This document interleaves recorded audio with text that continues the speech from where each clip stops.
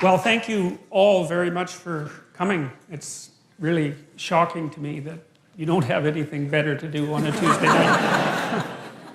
No, seriously though, it is. I mean, it's very strange in some sense that there's so many of you here to listen to a sequence of lectures on the psychological significance of the biblical stories. It isn't something I've wanted to do for a long time, but it still does surprise me that there's a ready audience for it. And, well, so that's good. So we'll see how it goes. And I'll start with this, because this is the right question. The right question is, why bother doing this? And I don't mean, why should I bother doing it? I have my own reasons for doing it, but you might think, well, why bother with this strange old book at all? And that's a good question, you know.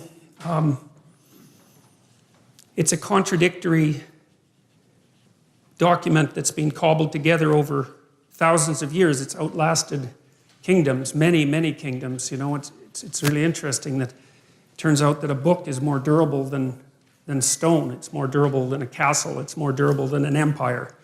And that's really interesting, you know, that something in some sense so evanescent can be so long-living. So there's that. That's kind of a mystery.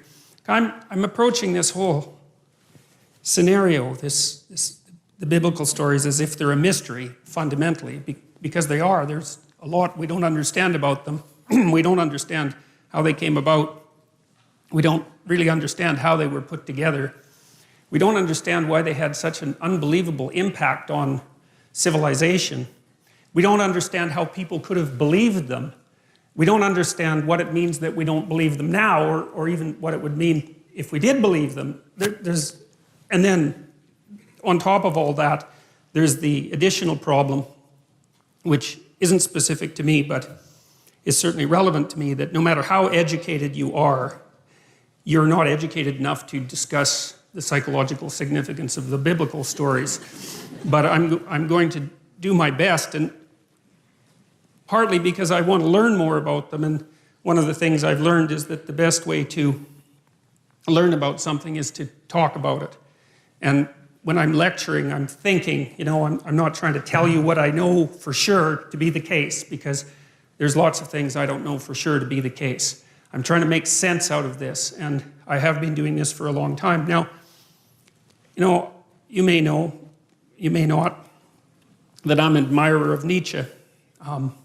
Nietzsche was a devastating critic of, I would say, dogmatic Christianity as it was instantiated in institutions, I suppose, although he's a very paradoxical thinker, because, for example, one of the things Nietzsche said was that he didn't believe that the scientific revolution would have ever got off the ground if it hadn't been for Christianity, and more specifically for Catholicism, because he believed that over the course of really 1,000 years, the European mind, so to speak, had to train itself to interpret everything that was known within a single coherent framework.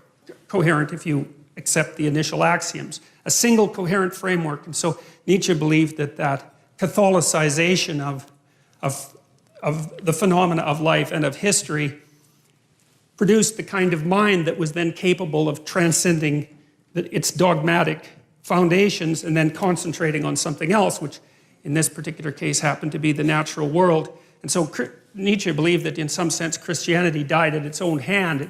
It had spent a very long period of time trying to attune people to the necessity of the truth, you know, absent the corruption and all of that that's always part of any human endeavor. And then the truth, the spirit of the truth that was developed by Christianity turned on the roots of Christianity, and everyone woke up and said something like, or thought something like, well, how is it that we came to believe any of this? It's like waking up one day and noting that you really don't know why you put a Christmas tree up, but you've been doing it for a long time, and that's what people do. And you know, there are reasons that Christmas trees came about, but what would you say, the ritual lasts long after the reasons have been forgotten. So now Nietzsche, although he was a critic of Christianity and also a champion of its disciplinary capacity, because you see, the other thing that Nietzsche believed was that it was not possible to be free in some sense unless you had been a slave. And by that he meant that you don't go from childhood to full-fledged adult individuality. You go from childhood to a state of discipline, which you might think is akin to slavery, to self-imposed slavery. That would be the best scenario, where you have to discipline yourself to become something specific before you might be able to reattain the generality that you had as a child. And he believed that Christianity had played that role for Western civilization. But in the late 1800s, he announced that God was dead. And you often hear of that as something triumphant. But for Nietzsche, it wasn't, because he was too nuanced a thinker to be that simple-minded. See, Nietzsche understood that, and this is something I'm going to try to make clear, is that there's a very large amount that we don't know about the structure of experience, that we don't know about reality, and we have our articulated representations of the world, and then you could think of outside of that, there are things we know absolutely nothing about, and there's a buffer between them, and those are things we sort of know something about, and we don't know them in an articulated way. Here's an example. You know, sometimes you're arguing with someone close to you, and they're in a bad mood, you know, and they're being touchy and unreasonable, and you keep the conversation up, and maybe all of a sudden they get angry, or maybe they cry, and then when they cry, they figure out what they're angry about, and it has nothing to do with you, even though you might have been what precipitated the argument, you know. And that's an interesting phenomenon as far as I'm concerned, because it means that people can know things at one level without being able to speak what they know at another. And so in some sense, the thoughts rise up from the body, and they do that in moods, and they do that in images, and they do that in actions. And we have all sorts of ways that we understand before we understand in a fully articulated manner. And so we have this articulated space that we can all discuss, and then outside of that we have something that's more akin to a dream that we're embedded in, and it's an emotional dream that we're embedded in, and that's based at least in part on our actions, and I'll describe that later. And then outside of that is what we don't know anything about at all. And in that dream, that's where the mystics live, and that's where the artists live, and they're the mediators between the absolute unknown and the things we know for sure. And you see, what that means in some sense is what we know is established on a form of knowledge that we don't really understand, and that if those two things are out of sync, so you might say if our articulated knowledge is out of sync with our dream, then we become dissociated internally. We think things we don't act out, and we act out things we don't dream, and that produces a kind of sickness of the spirit, and that sickness of the spirit, its cure is something like an integrated system of belief and representation. And then people turn to things like ideologies, which I regard as parasites on an underlying religious substructure, to try to organize their thinking, and then that's a catastrophe. And that's what Nietzsche foresaw. You see, he knew that when we knocked the slats out of the base of Western civilization by destroying this representation, this God ideal, let's say, that we would destabilize and move back and forth violently between nihilism, let's say, and the extremes of ideology. He was particularly concerned about radical left ideology, you know, and believed and predicted this in the late 1800s, which is really an absolute intellectual tour de force of staggering magnitude. Predicted that in the 20th century that hundreds of millions of people would die because of the replacement of these underlying dreamlike structures with this rational but deeply incorrect representation of the world. And, you know, we've been oscillating back and forth between left and right in some sense ever since, and, you know, with some good sprinkling of nihilism in there and despair. And in some sense, that's the situation of the modern Western person, and increasingly of people in general. You know, I think part of the reason that Islam has its backup with regards to the West to such a degree, I mean, there's many reasons, and not all of them are valid, that's for sure, but one of the reasons is that, you know, they being still grounded in a dream, let's say, they can see that the rootless questioning mind of the West poses a tremendous danger to the integrity of their culture. Now, and it does. I mean, Westerners, us, we undermine ourselves all the time with our searching intellect, and I'm not complaining about that. You know, I mean, there isn't anything easy that can be done about it, but it's still a sort of fruitful catastrophe, and you know, it has real effects on people's lives. It's not some abstract thing, you know. I mean, lots of times when I've been treating people for depression, for example, or anxiety, they have existential issues, you know. It's not just some psychiatric condition. It's not just that they're tapped off of normal because their brain chemistry is faulty, although, you know, sometimes that happens to be the case. It's that they are overwhelmed by the suffering and complexity of their life, and they're not sure why it's reasonable to continue with it. You know, they can feel the terrible negative meanings of life, but are skeptical beyond belief about any of the positive meanings. I had one client who was a very brilliant artist, and as long as he didn't think, he was fine, you know, because he'd go and create, and he was really good at being an artist. He just, you know, he had that personality that was continually creative and quite brilliant, although he was self-denigrating. But as soon as he started to think about what he was doing, then, you know,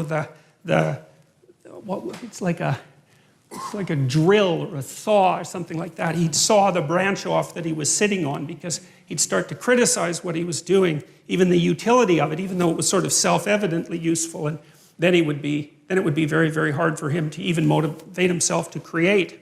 And he always struck me as a good example of the consequences of having your rational intellect divorced in some way from your being, divorced enough so that it actually questions the utility of your being. And it's not a good thing. It's not a good thing. And it's really not a good thing because it manifests itself not only in individual psychopathology, but also in social psychopathology. And that's this proclivity of people to get tangled up in ideologies, which I really do think of as they're like crippled religions. That's the right way to think about them. They're like a religion that's missing an arm and a leg, but can still hobble along, and it provides a certain amount of security and group identity, but it's warped and twisted and demented and bent, and it's a parasite on something underlying that's rich and true, and that's how it looks to me anyways. And so I think it's very important that we sort out this problem. I think that there isn't anything more important that needs to be done than that. I've thought that for a long, long time, probably since the early 80s, when I started looking at the role that belief systems played in regulating psychological and social health. Because you can tell that they do that because of how upset people get if you challenge their belief systems. It's like, why the hell do they care exactly? What difference does it make if all of your ideological axioms are 100% correct? Like, people get unbelievably upset when you poke them in the axioms, so to speak. And it is not by any stretch of the imagination obvious why, you know. But it's like there's a fundamental truth that they're standing on. It's like they're on a raft in the middle of the ocean and you're starting to pull out the logs, you know, and they're afraid they're going to fall in and drown. It's like, drown in what? And what are the logs protecting them from? And why are they so afraid to move beyond the confines of the ideological system? And like, these are not obvious things. So I've been trying to puzzle that out for a very long time, and I've done some lectures about that are on YouTube. Most of you know that. And some of what I'm going to talk about in this series you'll have heard if you've listened to the YouTube videos. But, you know, I'm trying to hit it from different angles. And so Nietzsche's idea was that human beings were going to have to create their own values, essentially. Now, he understood that we had bodies and that we had motivations and emotions, like he was a romantic thinker in some sense, but way ahead of his time, because he knew that our capacity to think wasn't some free-floating soul, but was embedded in our physiology, constrained by our emotions, shaped by our motivations, shaped by our body. He understood that, but he still believed that the only possible way out of the problem would be for human beings themselves to become something akin to God and to create their own values. And he thought that he talked about the person who could create their own values as the overman or the superman, and that was one of the parts of Nietzschean philosophy that the Nazis, I would say, took out of context and used to fuel their, superior man ideology. So, and we know what happened with that. That didn't seem to turn out very well, that's for sure. And see, I also spent a lot of time reading Carl Jung, and it was through Jung and also Jean Piaget, who's a developmental psychologist, that I started to understand that our articulated systems of thought are embedded in something like a dream, and that dream is informed in a complex way by the way we act. So, we act out things we don't understand all the time. And if that wasn't the case, then we wouldn't need a psychology or a sociology or an anthropology or any of that, because we would be completely transparent to ourselves. And we're clearly not. So we're much more complicated than we understand, which means that the way that we behave contains way more information than we know. And part of the dream that surrounds our articulated knowledge has been extracted as a consequence of us watching each other behave and telling stories about it for thousands and thousands and thousands of years, extracting out patterns of behavior that characterize humanity and trying to represent them partly through imitation, but also through drama and mythology and literature and art and all of that to represent what we're like so that we can understand what we're like. And that process of understanding is what I see unfolding, at least in part, in the biblical stories. And it's halting and partial and awkward and contradictory and all of that, which is one of the things that makes the book so complex. But I see in it the struggle of humanity to rise above its animal forebears, say, and to become conscious of what it means to be human. And that's a very difficult thing because we don't know who we are, what we are, where we came from, or any of those things. And the life is an unbroken chain going back 3.5 billion years. It's an absolutely unbelievable thing. Every single one of your ancestors reproduced successfully for 3.5 billion years. It's absolutely unbelievable. We rose out of the dirt and the muck, and here we are, conscious but not knowing, and we're trying to figure out who we are. And a story that we've been telling, or a set of stories that we've been telling for 3,000 years, seems to me to have something to offer. And so when I look at the stories in the Bible, I do it, I would say, in some sense, with a beginner's mind. It's a mystery, this book, how the hell it was made, why we preserved it, how it happened to motivate an entire culture for 2,000 years and to transform the world. Like, what's going on? How did that happen? It's by no means obvious. And one of the things that bothers me about casual critics of religion is that they don't take the phenomena seriously. And it's a serious phenomena. I mean, not least because people have the capacity for religious experience and no one knows why that is. And I mean, you can induce it reliably in all sorts of different ways. You can do it with brain stimulation. You can certainly do it with drugs. There's especially the psychedelic variety. They produce intimations of the divine extraordinarily regularly. People have been using drugs like that for God only knows how long, 50,000 years, maybe more than that, to produce some sort of intimate union with the divine. It's like, we don't understand any of that when we discovered the psychedelics in the late 60s. It shocked everybody so badly that they were instantly made illegal and abandoned in terms of research for like 50 years. And it's no wonder, because who the hell expected that? Nobody. Now Jung was a student of Nietzsche's, you see, and he was also, I would say, a very astute critic of Nietzsche. He was educated by Freud.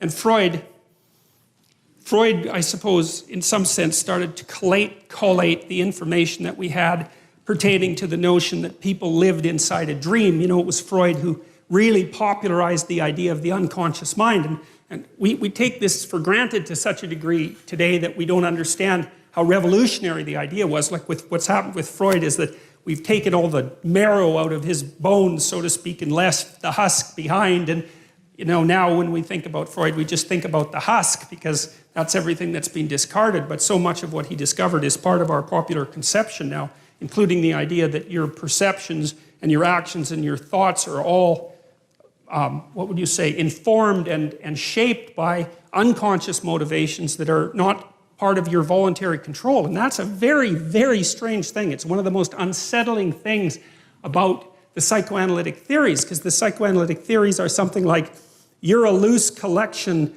of living sub-personalities, each with its own set of motivations and perceptions and emotions and rationales, all of that.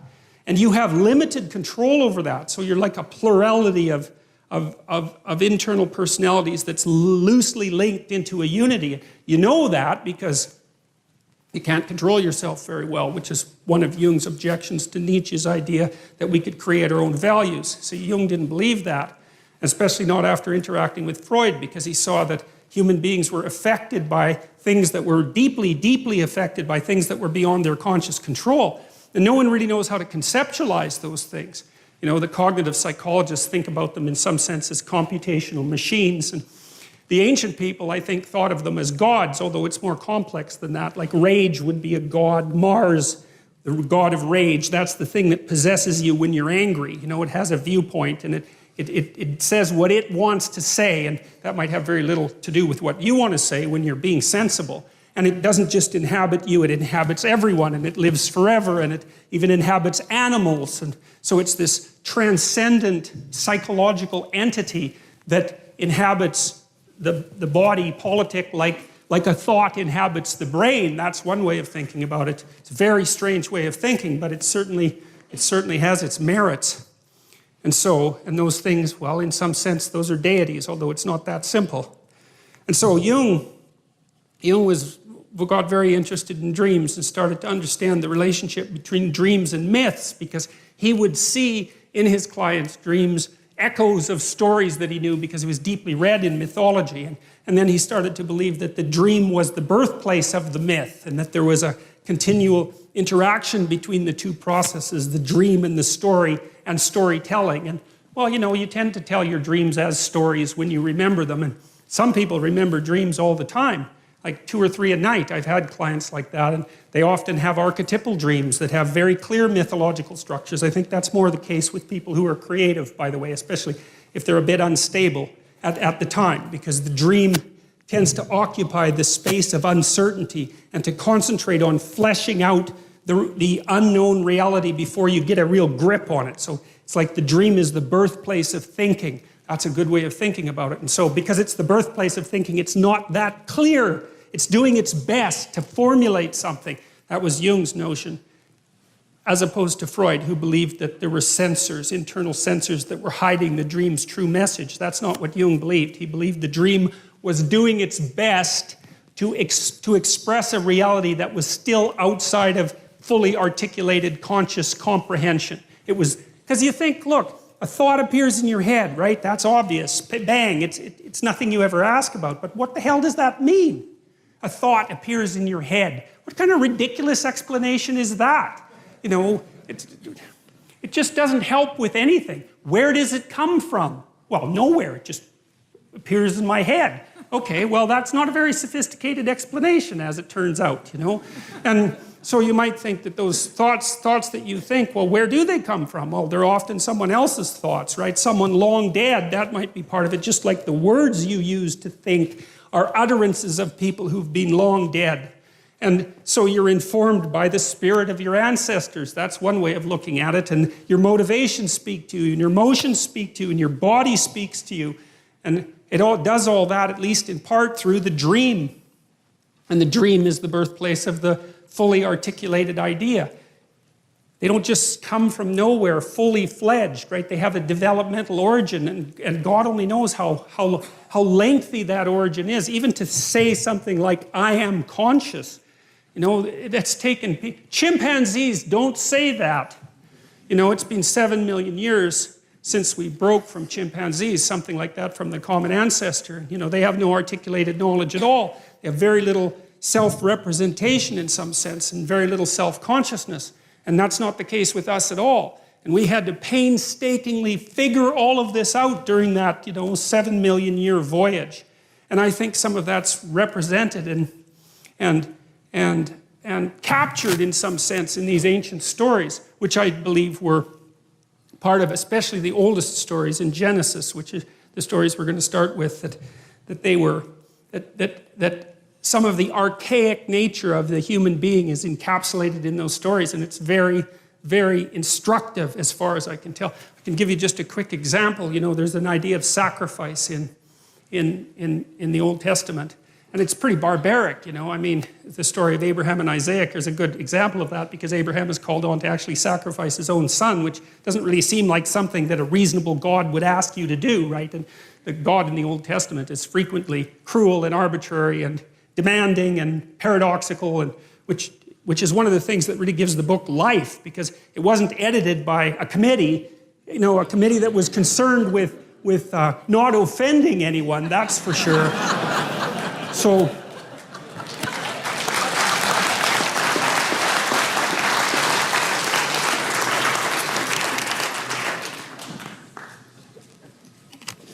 Jung believed that the dream was the birthplace of thought. And I've been extending that idea, because one of the things I wondered about deeply was, you know, you have a dream and then someone interprets it. And you can argue about whether or not an interpretation is valid, just like you can argue about whether your interpretation of a novel or movie is valid, right? It's a very difficult thing to determine with any degree of accuracy, which accounts in part for the postmodern critique. But my observation has been that people will present a dream, and sometimes we can extract out real useful information from it that the person didn't appear to know. You know, and they get a flash of insight, and to me that's a marker that we've stumbled on something that unites part of that person that wasn't united before. It pulls things together, which is often what a good story will do, or sometimes a good theory. You know, things snap together for you, and there's a little light goes on, and that's one of the markers that I've used for accuracy in dreams. And I know in my own family, when I was first married, you know, I'd have fights with my wife, arguments about this and that. And I'm fairly hot-headed, and so I'd get all puffed up and, you know, agitated about whatever we were arguing about, and she'd go to sleep, which was really annoying, you know, so annoying.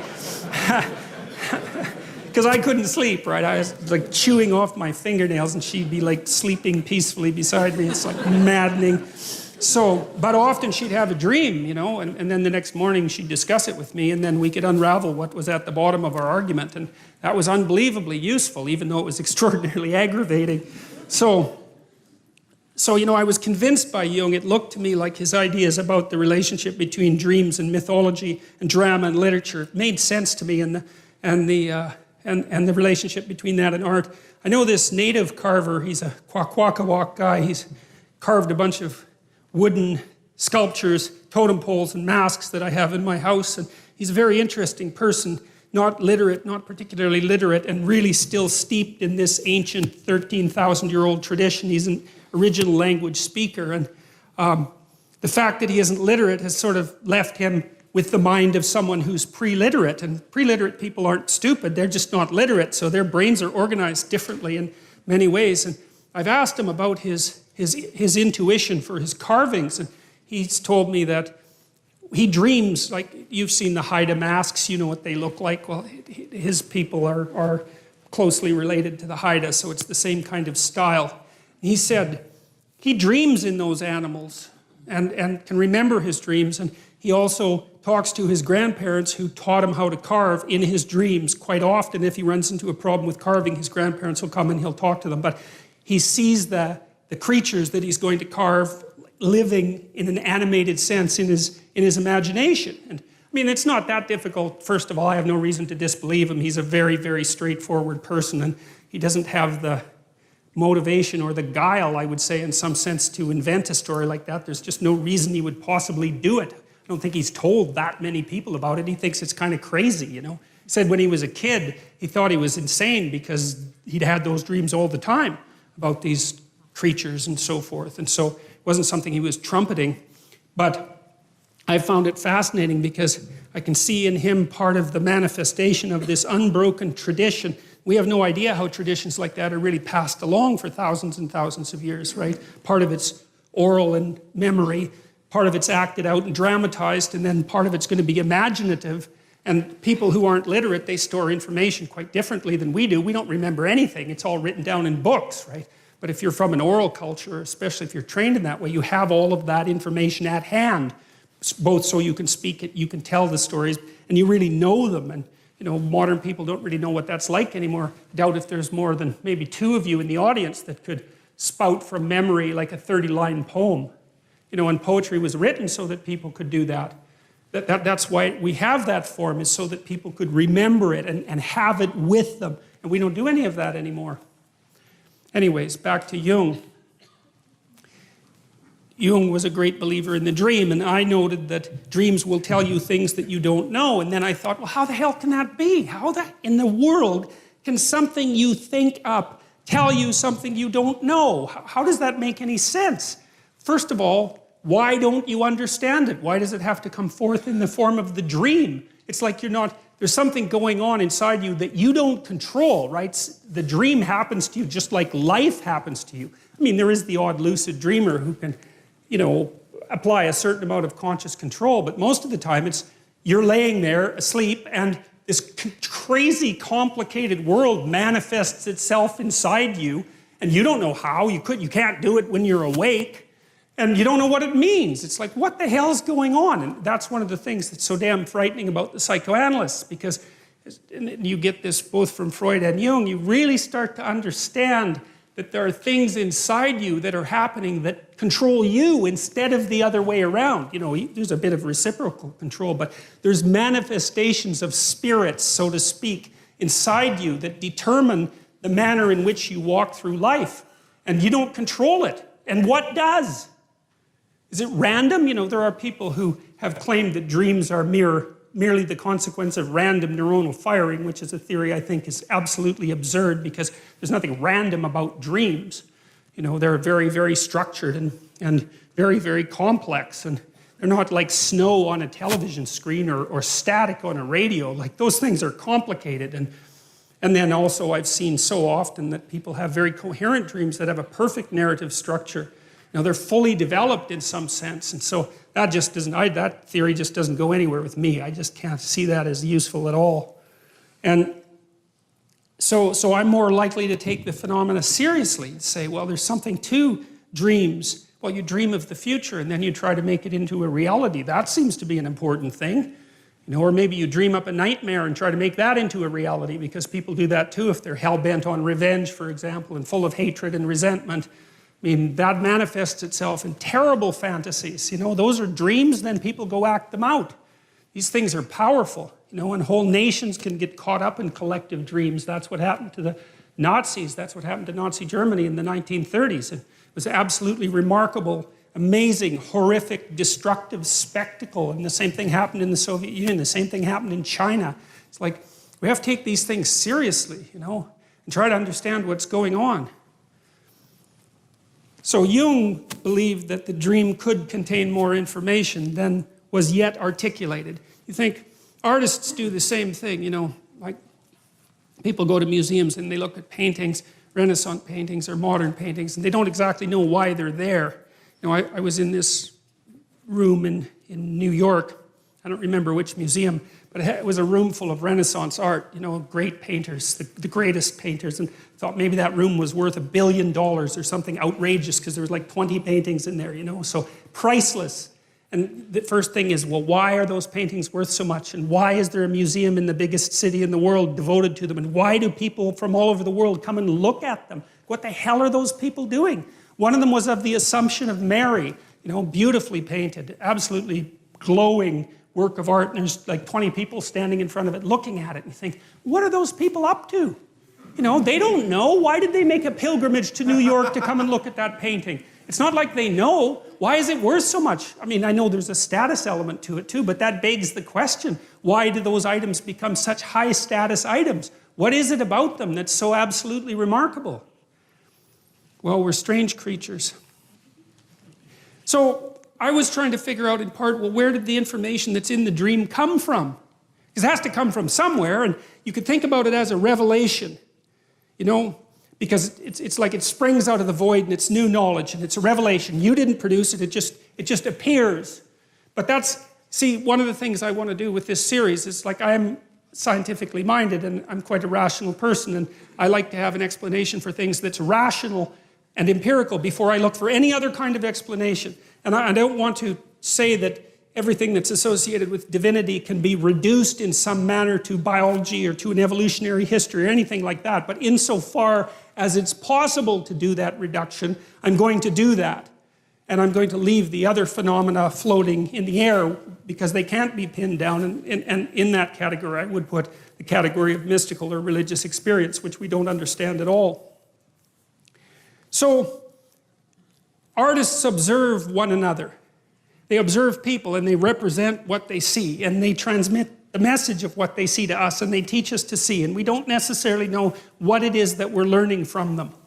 But we're learning something, or at least we're acting like we're learning something. We go to movies, we watch stories, we immerse ourselves in fiction constantly. That's an artistic production. And for many people, the world of the arts is a living world, and that's particularly true if you're a creative person. And it's the creative, artistic people that do move the knowledge of humanity forward, and they do that with their artistic productions first. They're on the edge, and the dancers do that, and the poets do that, and the visual artists do that, and the musicians do that, and we're not sure what they're doing. Like, we're not sure what musicians are doing. What the hell are they doing? Why do you like music? You know, it gives you a deep intimation of the significance of things. And no one questions it. You go to a concert, you're thrilled. It's a quasi-religious experience, particularly if the people really get themselves together and get the crowd moving. You know, there's something incredibly intense about it, but it makes no sense whatsoever. It's not an easy thing to understand. Music is deeply patterned, and patterned in layers, and I think that has something to do with it, because reality is patterned and deeply patterned in layers, and so I think music is representing reality in some fundamental way, and that we get into the sway of that and sort of participate in being, and that's part of what makes it such an uplifting experience. But we don't really know that's what we're doing. We just go do it, and it's nourishing for people, right? I mean, young people in particular, lots of them live for music. It's where they derive all their meaning, their cultural identity. Everything that's nourishing comes from their affiliation with their music, and is part of their cultural identity. So that's an amazing thing. The question still remains, where does the information in dreams come from? And I think where it comes from is that we watch the patterns that everyone acts out. We've watched that forever, and we've got some representations of those patterns. That's part of our cultural history. That's what's embedded in stories, in fictional accounts of the story between good and evil, the bad guy and the good guy, and the romance. You know, these are canonical patterns of being for people, and they deeply affect us because they represent what it is that we will act out in the world. And then we flesh that out with the individual information we have about ourselves and other people. And so it's like there's waves of behavioral patterns that manifest themselves in the crowd across time. The great dramas are played on the crowd across time. And the artists watch that, and they get intimations of what that is, and they write it down and they tell us, and then we're a little clearer about what we're up to. You know, like a great dramatist like Shakespeare, let's say, we know that what he wrote is fiction, and then we say, well, fiction isn't true. But then you think, well, wait a minute, maybe it's true like numbers are true. You know, numbers are an abstraction from the underlying reality, but no one in their right mind would really think numbers aren't true. You could even make a case that the numbers are more real than the things that they represent, right? Because the abstraction is so insanely powerful. Once you have mathematics, you're just deadly. You can move the world with mathematics. And so it's not obvious that the abstraction is less real than the more concrete reality.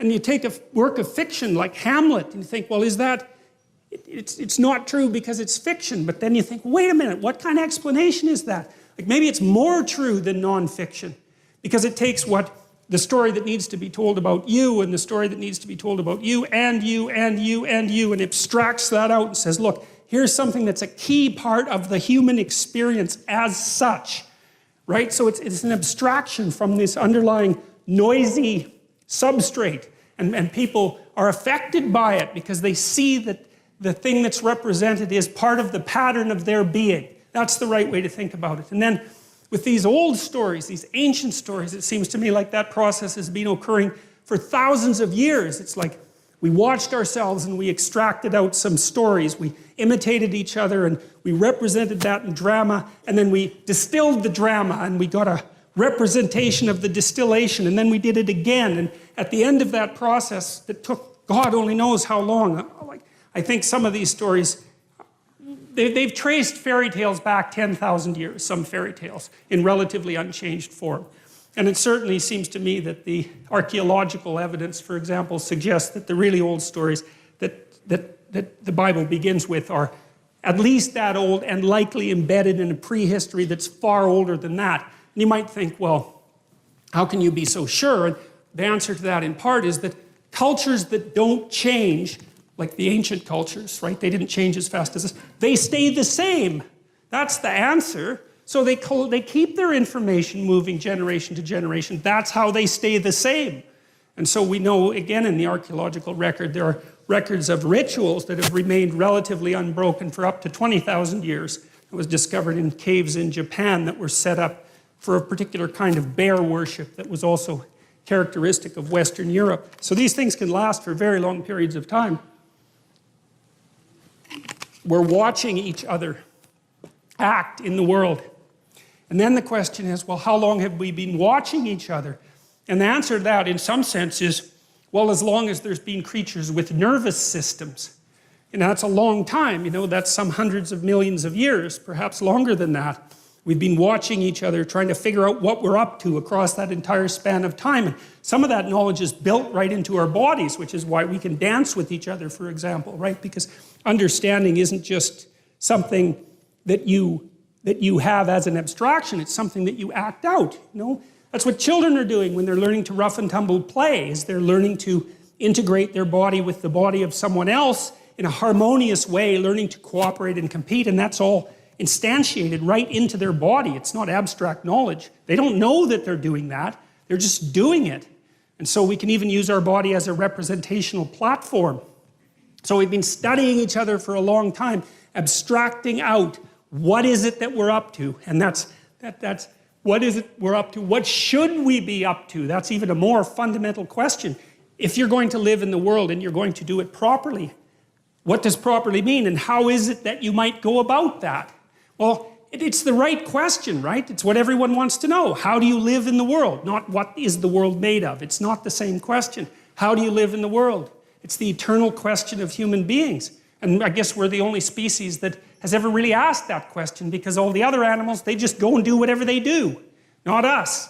It's a question for us. We have to become aware of it. We have to be able to speak it. God only knows why. But that seems to be the situation. So we act. That acting is shaped by the world. That acting is shaped by society into something that we don't understand, but that we can model. We model it in our stories. We model it with our bodies. And that's where the dream gets its information. The dream is part of the process that's watching everything and then trying to formulate it and trying to say, well, trying to get the signal out from the noise and to portray it in dramatic form, because a dream is a little drama. And then you get the chance to talk about what that dream is. And then you have something like articulated knowledge at that point. And so the Bible, I would say, it exists in that space that's half into the dream and half into articulated knowledge. It's something like that. And going into it to find out what the stories are about can aid our self-understanding. And then the other issue is that if Nietzsche was correct, and if Dostoevsky or Jung was correct, and Dostoevsky as well, without the cornerstone that understanding provides, we're lost. And that's not good, because then we're susceptible to psychic pathology. That's psychological pathology. You know, the people who are adamant anti-religious thinkers seem to believe that if we abandoned our immersement in the underlying dream, that we'd all instantly become rationalists like Descartes or Bacon, or, you know, intelligent, clear-thinking, rational, scientific people. And I don't believe that for a moment, because I don't think there's any evidence for it. I think we would become so irrational so rapidly that the weirdest mysteries of Catholicism would seem positively rational by contrast. And I think that's already happening. So...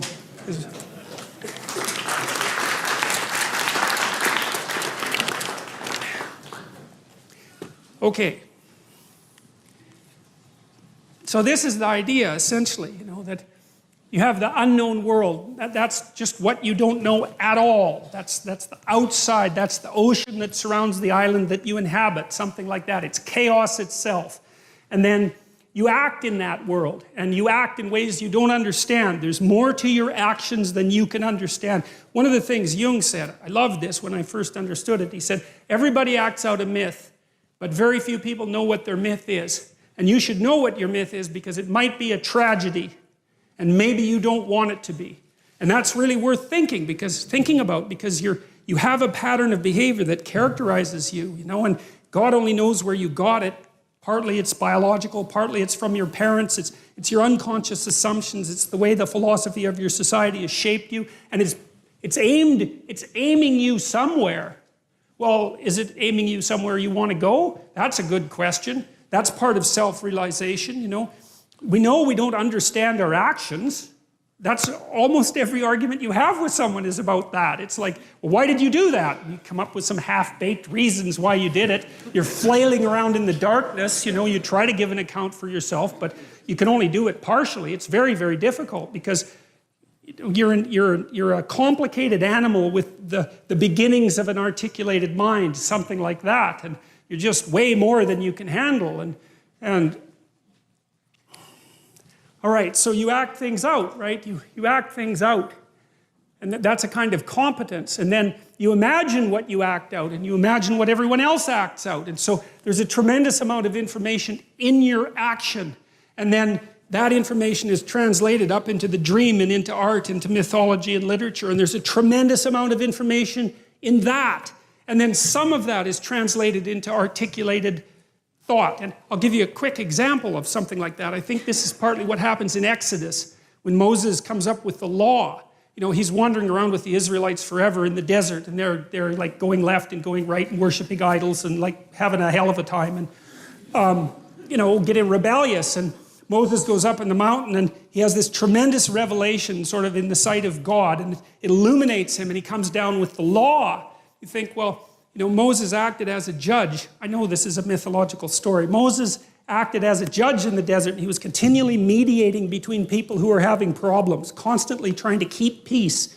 And so what are you doing when you're trying to keep peace? Is you're trying to understand what peace is, right? You have to apply the principles. Well, what are the principles? Well, you don't know. The principles are whatever satisfies people enough to make peace. And maybe you do that 10,000 times, and then you get some sense of, oh, here's the principles that bring peace. And then one day it blasts into your consciousness like a revelation. Here's the rules that we're already acting out. Well, that's the 10 Commandments. They're there to begin with. And Moses comes forward and says, look, this is already basically what we're doing, but now it's codified, right? And that's all a historical process that's condensed into a single story, but obviously that happened because we have written law. Right? And that emerged in good legal systems. That emerges from the bottom up. That's English common law is exactly like that. Right? It's single decisions that are predicated on principles that are then articulated and made into the body of law. And the body of law is something you act out. That's why it's a body of law. If you're a good citizen, you act out the body of law. And the body of law has principles. Okay, so the question is, there's principles that guide our behavior. What are those principles? Well, I think if you want the initial answer of what the archaic Israelites meant by God, that's something like what they meant. Now, it's not a good enough explanation, but look, imagine that you're a chimpanzee and you have a powerful, dominant figure at the pinnacle of your society. That represents power. Now, more than that, because it's not sheer physical prowess that keeps a chimp at the top of the hierarchy. It's much more complicated than that. But you could say, well, there's a principle that the dominant person manifests. And then you might say, well, that principle shines forth even more brightly if you know 10 people who are dominant, powerful. Then you can extract out what dominance means from that. You can extract out what power means from that. And then you can divorce the concept from the people. And we had to do that at some point because we can say power in a human context and we can imagine what that means, but it's divorced from any specific manifestation of power. Well, how the hell did we do that? That's so complicated.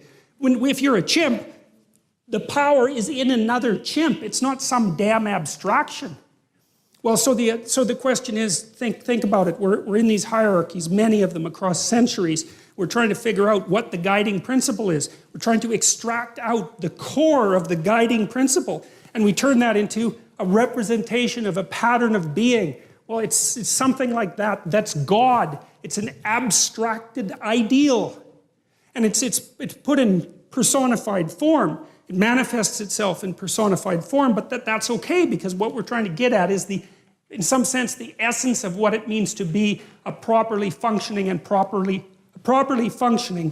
social and properly competent individual. We're trying to figure out what that means. You need an embodiment, you need an ideal that's abstracted that you could act out that would enable you to understand what that means. And that's what we've been driving at. So that's the first hypothesis in some sense. I'm going to go over some of the attributes of this abstracted ideal that we've formalized as God. But that's the first sort of hypothesis, is that a philosophical or moral ideal manifests itself first as a concrete pattern of behavior that's characteristic of a single individual. And then it's a set of individuals. And then it's an abstraction from that set. And then you have the abstraction. It's so important. So here's a political implication, for example.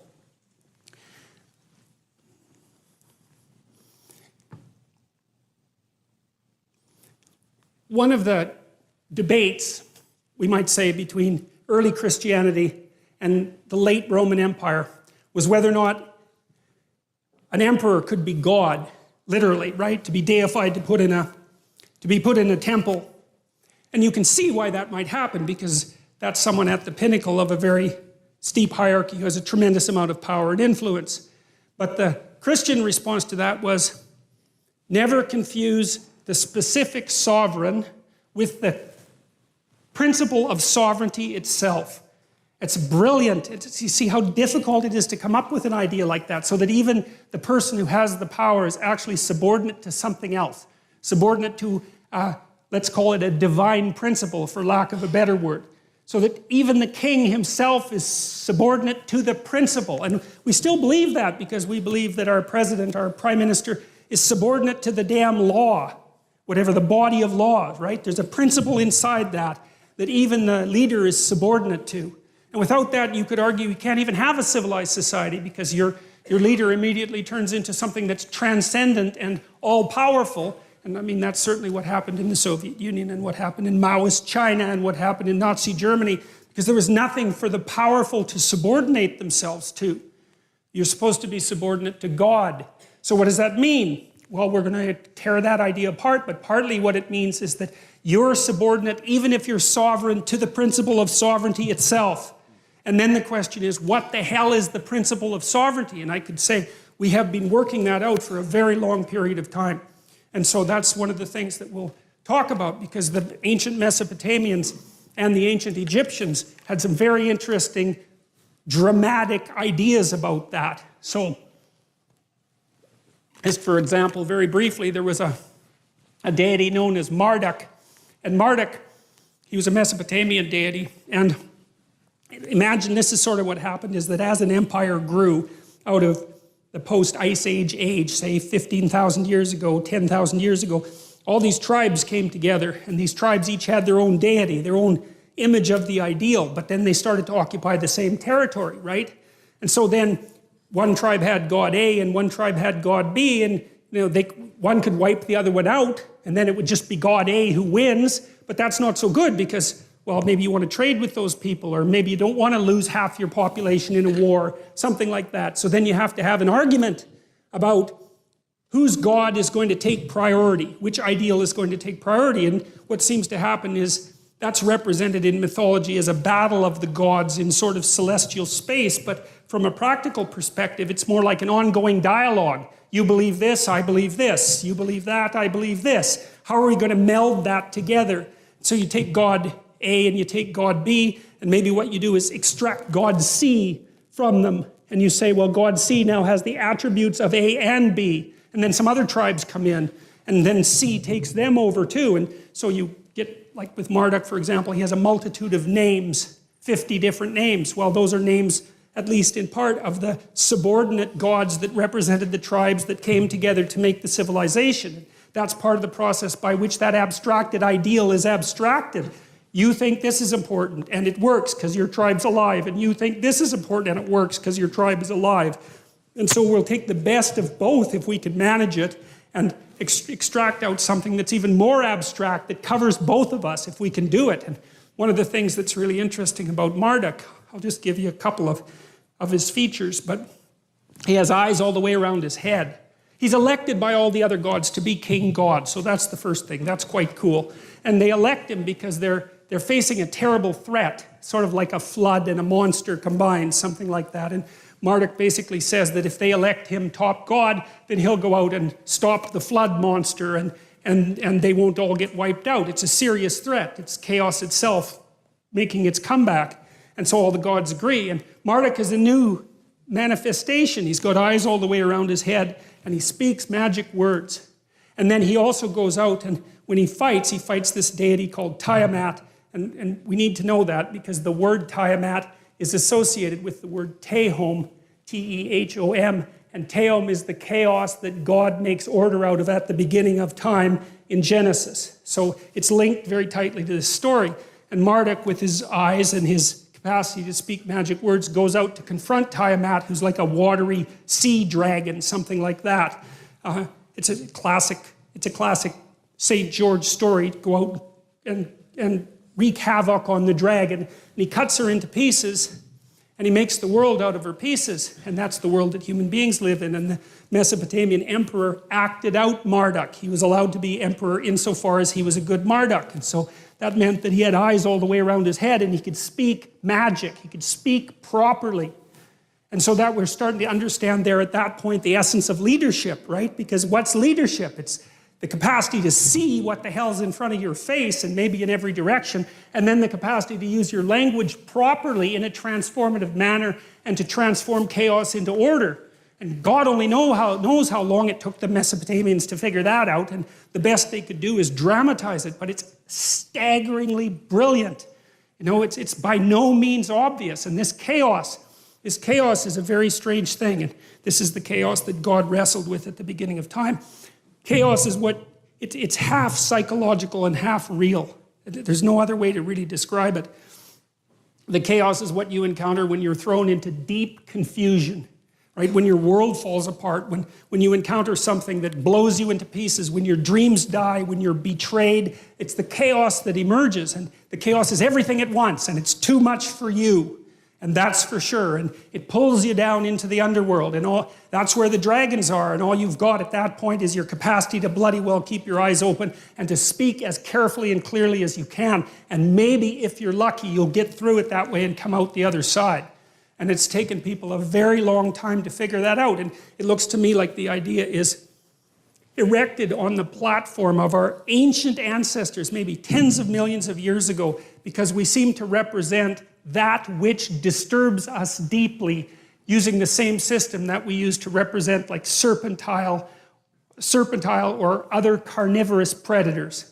And we're biological creatures, right? So when we've formulated our capacity to abstract, our strange capacity to abstract and use language, we still have all those underlying systems that were there when we were only animals. And we have to use those systems. They're part of the emotional and motivational architecture of our thinking. And part of the reason we can demonize our enemies who upset our axioms is because we perceive them as if they're carnivorous predators. We do it with the same system.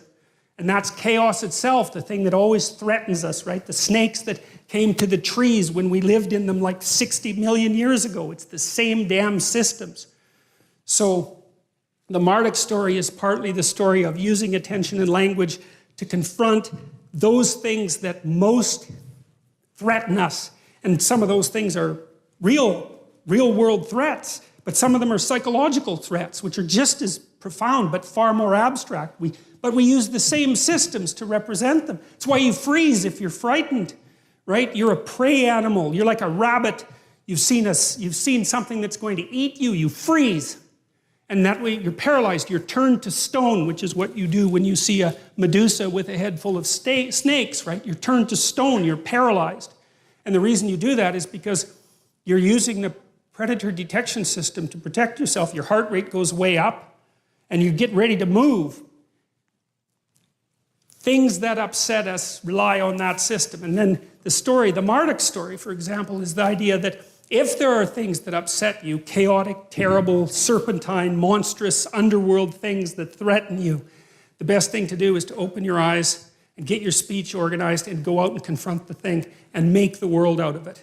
And it's staggering. When I read that story and started to understand it, just blew me away that it's such a profound idea. And we know it's true too, because we know in psychotherapy, for example, that you're much better off to confront your fears head on than you are to wait and let them find you. And so partly what you do if you're a psychotherapist is you help people break their fears into little pieces, the things that upset them, and then to encounter them one by one and master them. And so you're teaching this process of eternal mastery over the strange and chaotic world. And that all of that makes up some of the background. We haven't even got to the first sentence of the biblical stories yet.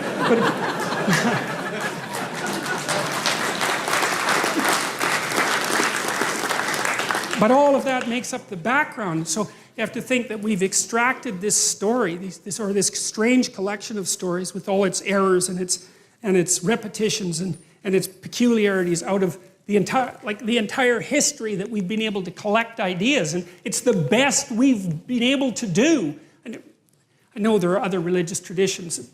I'm not concerned about that at the moment because we can use this as an example, but it's the best we've been able to do. And what I'm hoping is that we can return to the stories in some sense with an open mind and see if there's something there that we actually need.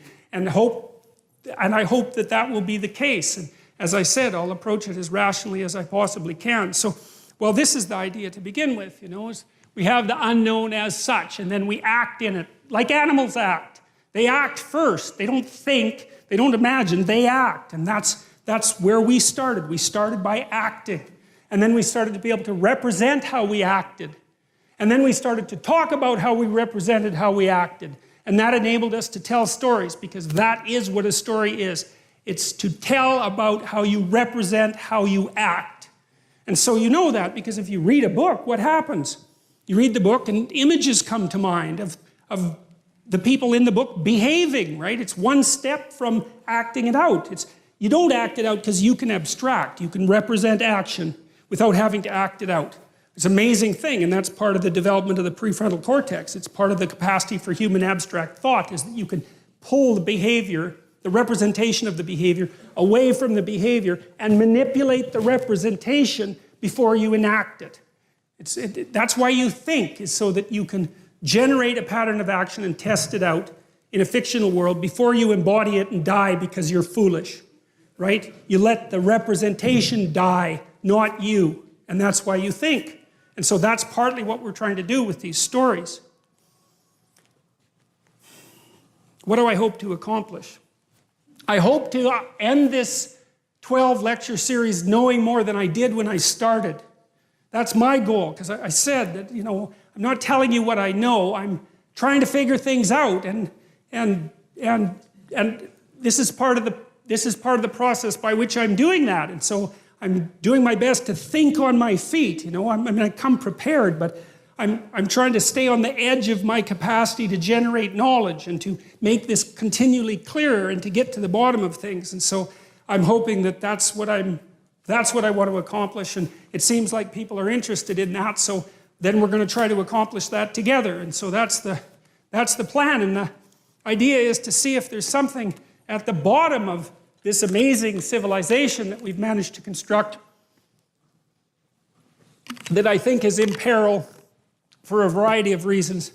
And maybe if we understand it a little bit better, we won't be so prone just to throw the damn thing away, which I think would be a big mistake.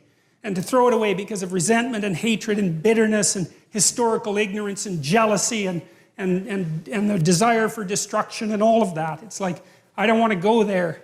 It's a bad idea to go there, and we need to be grounded better. And so, hopefully, we'll see how this works. All right, so how do I approach this? Well, first of all, I think in evolutionary terms, as far as I'm concerned, the cosmos is 15 billion years old, and the world is 4.5 billion years old, and there's been life for 3.5 billion years, and there were creatures that had pretty developed nervous systems 300 to 600 million years ago, and we were living in trees as small mammals 60 million years ago, and we were down on the plains between 60 million and 7 million years ago, and that's about when we split from chimpanzees, and modern human beings seem to emerge about 150,000 years ago, and civilization pretty much after the last ice age, something after 15,000 years ago. Not very long ago at all, you know.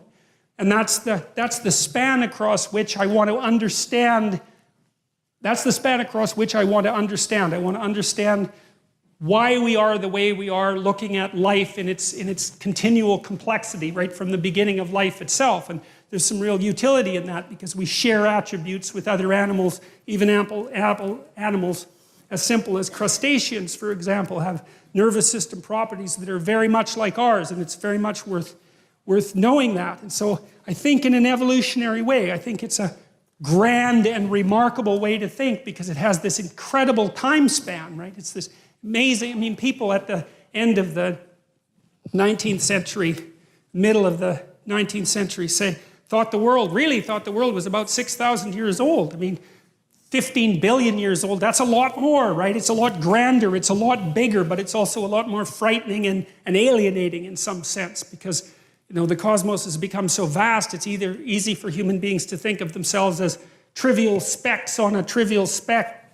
out some misbegotten hellhole end of the galaxy among hundreds of millions of galaxies, right? It's very easy to see yourself as nothing in that span of time, and that's a real challenge for people, and I think it's a mistake to think that way because I think consciousness is far more than we think it is, but it's still something we have to grapple with. I'm a psychoanalytic thinker, and what that means is that I believe that people are collections of subpersonalities and that those subpersonalities are alive. They're not machines. They have their viewpoint, they have their wants, they have their perceptions, they have their arguments, they have their emotions. They're like low-resolution representations of you. You know, when you get angry, it's a very low-resolution representation of you. It only wants rage, or it only wants something to eat, or it only wants water, it only wants sex. It's you, but shrunk and focused in a specific direction. All those motivational systems are very, very ancient, very archaic, and very, very powerful. And they play a determining role in the manner in which we manifest ourselves. And as Freud pointed out with the id, we have to figure out how to take all those underlying animalistic motivations and emotions and civilize them in some way so that we can all live in the same general territory without tearing each other to shreds, which is maybe the default position of both chimpanzee and humanity.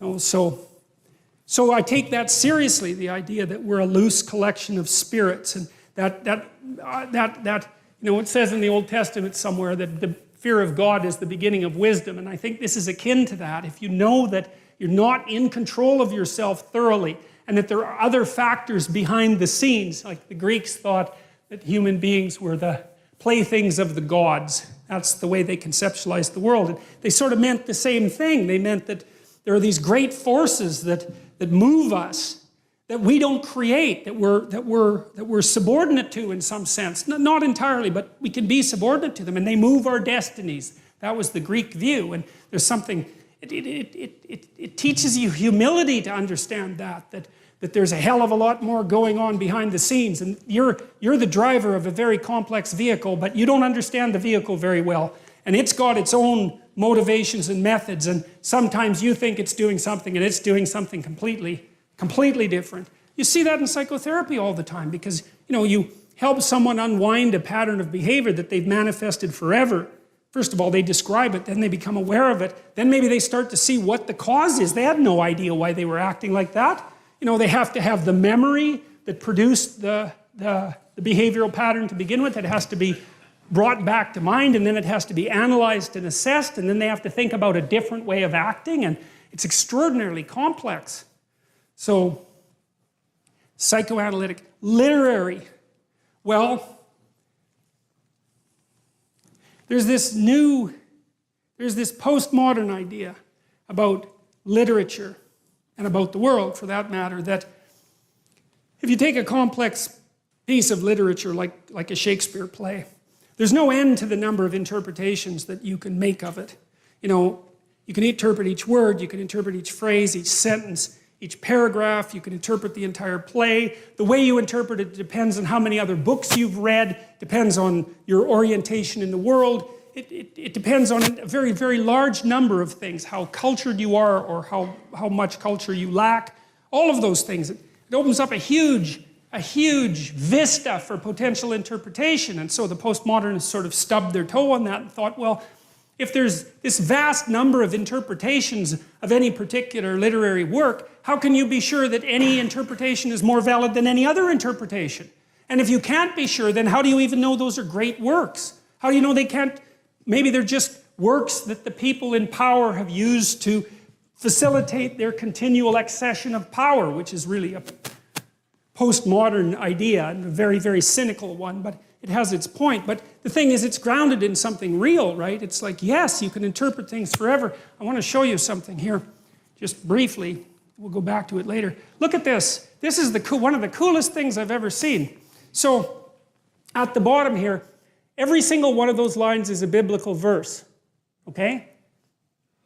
Now, the length of the line is proportionate to how many times that verse is referred to in some way by some other verse. So you say, well, this is the first hyperlinked book, right? I'm dead serious about that.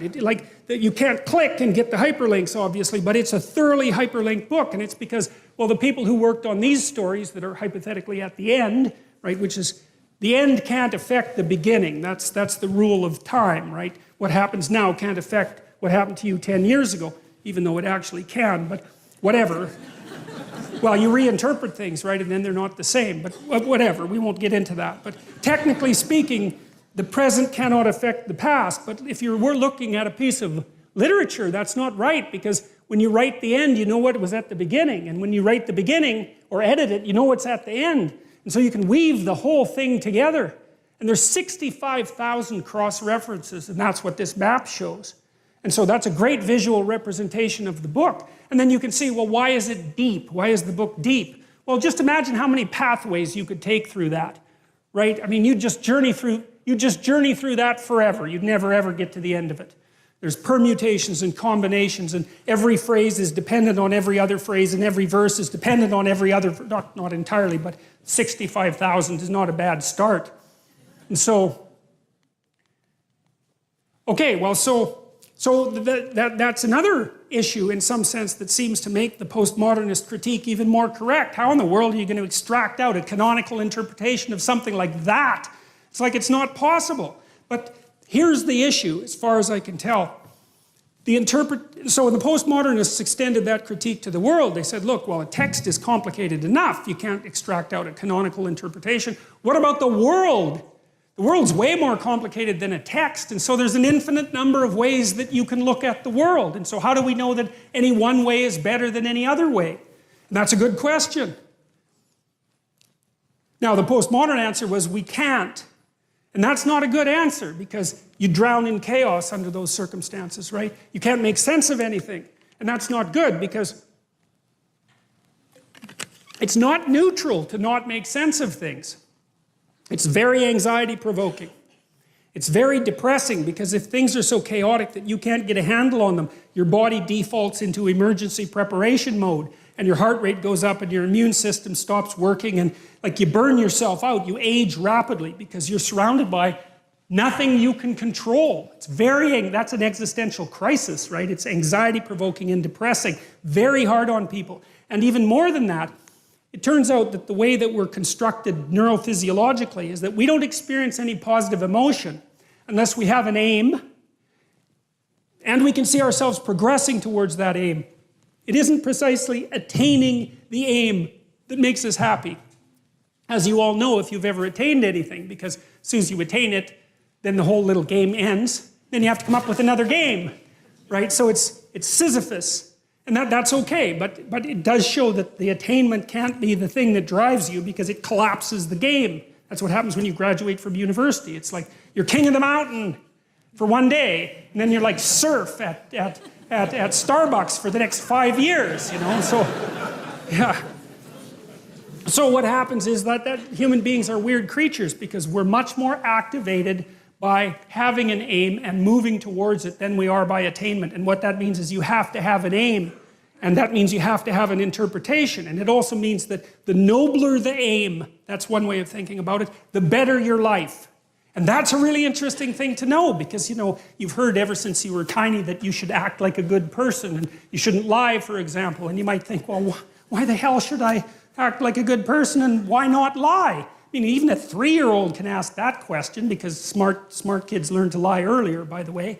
And they think, well, why not twist the fabric of reality so that it serves your specific short-term needs? I mean, that's a great question. Why not do that? Why act morally? If you can get away with something and it brings you closer to something you want, well, why not do it? These are good questions. It's not self-evident. Well, it seems to me tied in with what I just mentioned. It's like you destabilize yourself and things become chaotic. That's not good. And if you don't have a noble aim, then you have nothing but shallow, trivial pleasures, and they don't sustain you. And that's not good because life is so difficult, it's so much suffering, it's so complex. It ends and everyone dies and it's painful. It's like without a noble aim, how can you withstand any of that?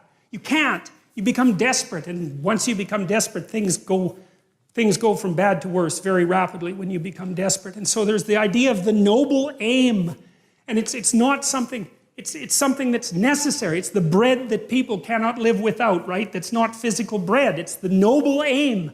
And what is that? Well, it was encapsulated in part in the story of Marduk. It's to pay attention. It's to speak properly. It's to confront chaos. It's to make a better world. It's something like that. And that's enough of a noble aim so that you can stand up without, cringing at the very thought of your own existence, so that you can do something that's worthwhile to justify your wretched position on the planet. So now the literary issue is that, look, you take a text, you can interpret it a variety of ways, but that's not right. This is where the postmodernists went wrong, because what you're looking for in a text, and in the world for that matter, is sufficient order and direction. So then we have to think, well, what does sufficient order and direction means? Well, you don't want to suffer so much that your life is unbearable, right? That just seems self-evident. Pain argues for itself. I think of pain as the fundamental reality because no one disputes it, right? I mean, even if you say that you don't believe in pain, it doesn't help when you're in pain. You still believe in it, right?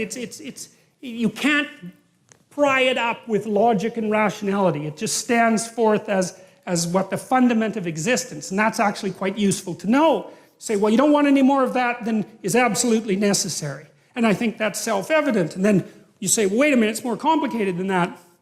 You don't want any more of that that's necessary today, but also not tomorrow and not next week and not next month and not next year. So however you act now, better not compromise how you're going to be in a year, because that would just be counterproductive. That's part of the problem with short-term pleasures, right? It's like act in haste, repent at leisure. Everyone knows exactly what that means. So you have to act in a way that works now and tomorrow and next week and next month and so forth. And so you have to take your future self into account.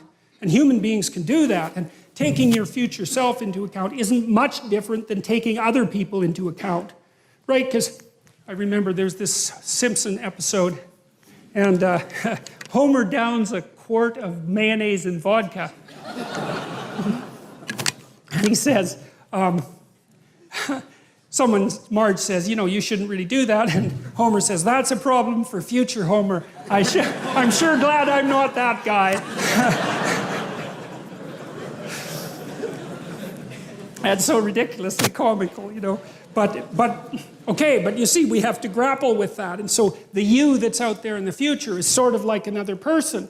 And so figuring out how to conduct yourself properly in relationship to your future self isn't much different than figuring out how to conduct yourself in relationship to other people. But then we could expand the constraints.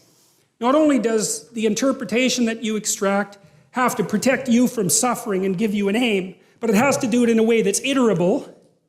So it works across time, and then it has to work in the presence of other people so that you can cooperate with them and compete with them in a way that doesn't make you suffer more. And people they're not that tolerant. You know, I mean, they have choices. They don't have to hang around with you. They can hang around with any one of these other primates. And so if you don't act properly, at least within certain boundaries, it's like you're just cast aside. And so people are broadcasting information at you all the time about how you need to interpret the world so they can tolerate being around you. And you need that because socially isolated, you're insane and then you're dead. No one can tolerate being alone for any length of time.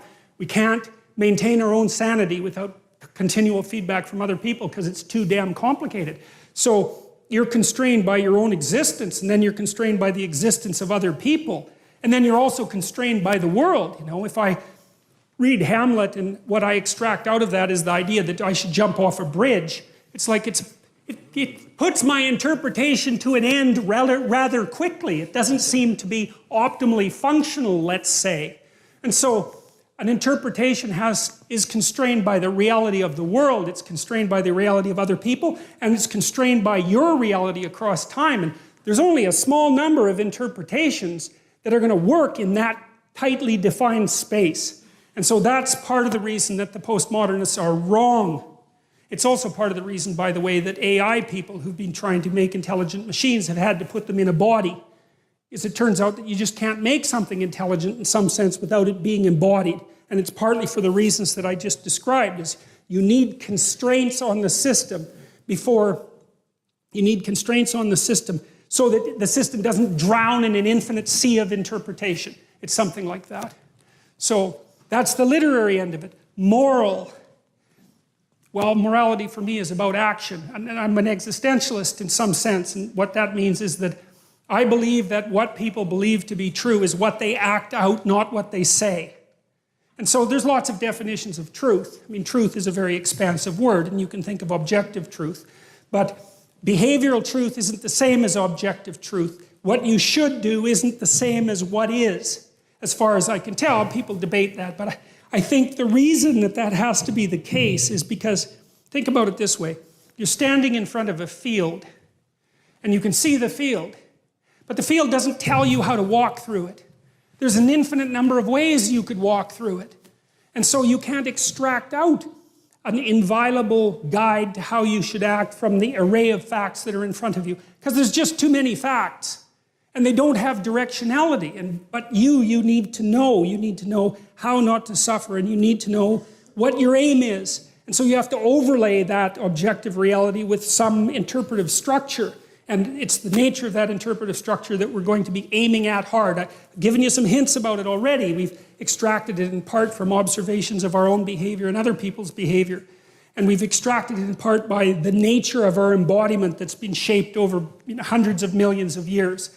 But we see the infinite plane of facts and we impose a moral interpretation on it. And the moral interpretation is what to do about what is. And that's associated both with security, because you just don't need too much complexity, and also with aim. And so we're mobile creatures, right? We need to know where we're going, because all we're ever concerned about, roughly speaking, is where we're going. That's what we need to know. Where are we going? What are we doing? And why? And that's not the same question as what is the world made of objectively.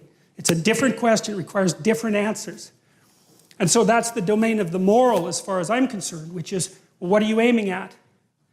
And that's the question of the ultimate ideal in some sense. Even if you have trivial little, fragmentary ideals, there's something trying to emerge out of that that's more coherent and more integrated and more applicable and more practical. And that's the other thing, is that, you think about literature and you think about art and you think those aren't very tightly tied to the earth. They're Empyrean and airy and spiritual, and they don't seem practical, but I'm a practical person. And part of the reason that I want to assess these books from a literary and aesthetic and evolutionary perspective is to extract out something of value, something of real value that's practical.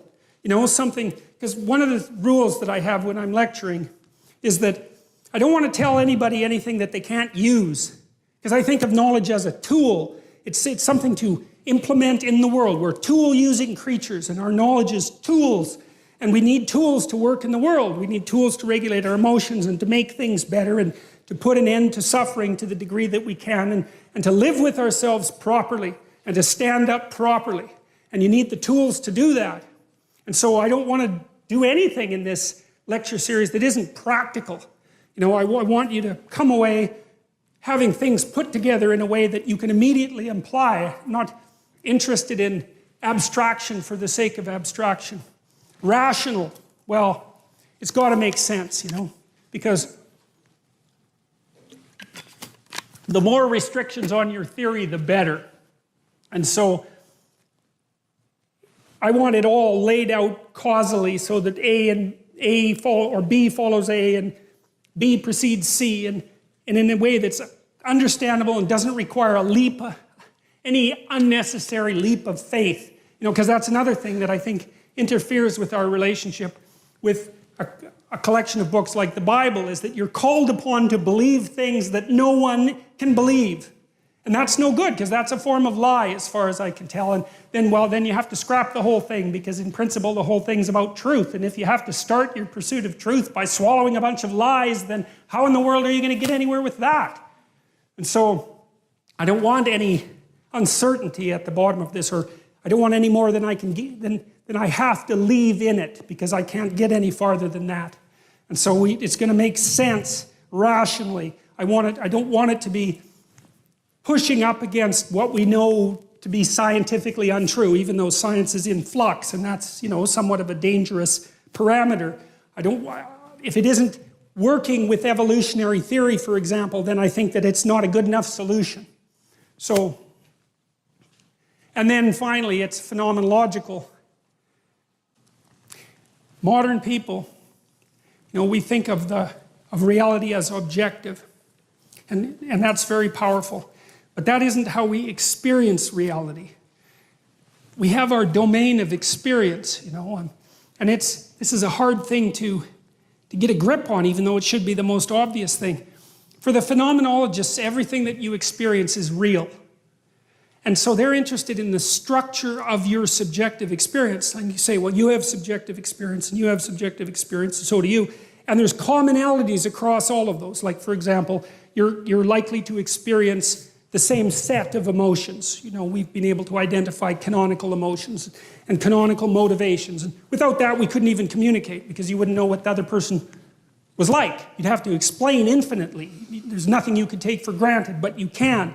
You know, and phenomenology is the fact that in the center of my vision, my hands are very clear, and then out in the periphery, they disappear. And phenomenology is the way things smell and the way things taste and the fact that they matter. And so you could say in some sense that phenomenology is the study of what matters rather than matter. And it's a given from the phenomenological perspective that things have meaning. And you know, even if you're a rationalist, say, and a cynic and a nihilist, and you say, well, nothing has any meaning, you still run into the problem of pain, because pain undercuts your arguments and has a meaning. So there's no escaping from the meaning. You can pretty much demolish all the positive parts of it, but trying to think your way out of the negative parts, man, good luck with that, because that just doesn't work. So phenomenology is, and the Bible stories, and I think this is true of fiction in general, is phenomenological. And it concentrates on trying to elucidate the nature of human experience, and that is not the same as the objective world. But it's also a form of truth, because it is truth that you have a field of experience and that it has qualities. The question is, what are the qualities? Now, ancient representations of reality were sort of a weird meld of observable phenomena, things that we would consider objective facts, and subjective truth, the projection of subjective truth. And I'll show you, for example, I'll show you how the Mesopotamians viewed the world. They had a model. Basically, the world was a disc. You know, if you go out in a field at night, what does the world look like? Well, it's a disc. It's got a dome on top of it. Well, that was basically the Mesopotamian view of the world, and the view of the world that the people who wrote the first stories in the Bible believed too. And on top of the dome there was water. Well, obviously, it's like it rains, right? Where does the water come from? Well, there's water around the dome. And then there's land, that's the disc, and then underneath that there's water. How do you know that? Well, drill. You'll hit water. Well, it's under the earth, obviously, because otherwise how would you hit the water? And then what's under that? There's fresh water. And then what's under that? Well, if you go to the edge of the disc, you hit the ocean. It's salt water. So it's a dome with water outside of it. And then it's a disc that the dome sits on. And then underneath that there's fresh water. And then underneath that there's salt water. And that was roughly the Mesopotamian world. And you see that's a mix of observation and imagination, right? Because that isn't the world, but it is the way the world appears. It's a perfectly believable cosmology. And the sun rises and the sun sets on that dome. It's not like the thing is bloody well spinning. Who would ever think that up? It's obviously the sun comes up and goes down and then travels underneath the world and comes back up again. There's nothing more self-evident than that. Well, that's that strange intermingling of subjective fantasy, let's say, right at the level of perception and actual observable phenomena. And a lot of the cosmology that's associated with the biblical stories is exactly like that. It's half psychology and half reality, although the psychological is real as well. So that, and to know that the biblical stories have a phenomenological truth is really worth knowing, because, you know, the poor fundamentalists, they're trying to cling to their moral structure, and, you know, I understand why. Because it does organize their societies and it organizes their psyche, so they've got something to cling to, but, you know, they don't have a very sophisticated idea of the complexity of what constitutes truth, and they try to gerrymander the biblical stories into the domain of scientific theory, you know, promoting creationism, for example, as an alternative scientific theory. It's like that just isn't going to go anywhere, you know, because the people who wrote these damn stories weren't scientists to begin with. There weren't any scientists back then. There's hardly any scientists now. You know, it's hard to think scientifically, man. It's like it takes a lot of training, and even scientists don't think scientifically once you get them out of the lab, and hardly even when they're in the lab. You know, you got to get peer-reviewed and criticized, and like it's hard to think scientifically. So, and however the people who wrote these stories thought was more like dramatists think, more like Shakespeare thought, but that doesn't mean that there isn't truth in it. It just means that you have to be a little bit more sophisticated about your ideas of truth. And that's okay, you know. There are truths to live by. Okay, well, fine. Then we want to figure out what those are, because we need to live and maybe not to suffer so much. So if you know that what the Bible stories and stories in general are trying to represent is the lived experience of conscious individuals, like the structure of the lived experience of conscious individuals, then that opens up the possibility of a whole different realm of understanding and eliminates the contradiction that's been painful for people between the objective world and let's say, the claims of religious stories. So, okay, so let's take a look at the structure of the book itself. So the first thing about the Bible is that it's a comedy. And a comedy has a happy ending, right? So that's a strange thing, because the Greek God stories were almost always tragic. Now, the Bible is a comedy. It has a happy ending. Everyone lives. There's a heaven. So, now, what you think about that is a completely different issue. I'm just telling you the structure of the story. It's something like there was paradise at the beginning of time, and then some cataclysm occurred and people fell into history, and history is limitation and mortality and suffering and self-consciousness. But there's a mode of being, or potentially the establishment of a state, that will transcend that. And that's what time is aiming at. So that's the idea of the story. Now, it's a funny thing that the Bible has a story because it wasn't written as a book, right? It was assembled from a whole bunch of different books. And the fact that it got assembled into something resembling a story is quite remarkable. And what the question is then, well, what is that story about? And how did it come up as a story? And then I suppose as well, is there anything to it?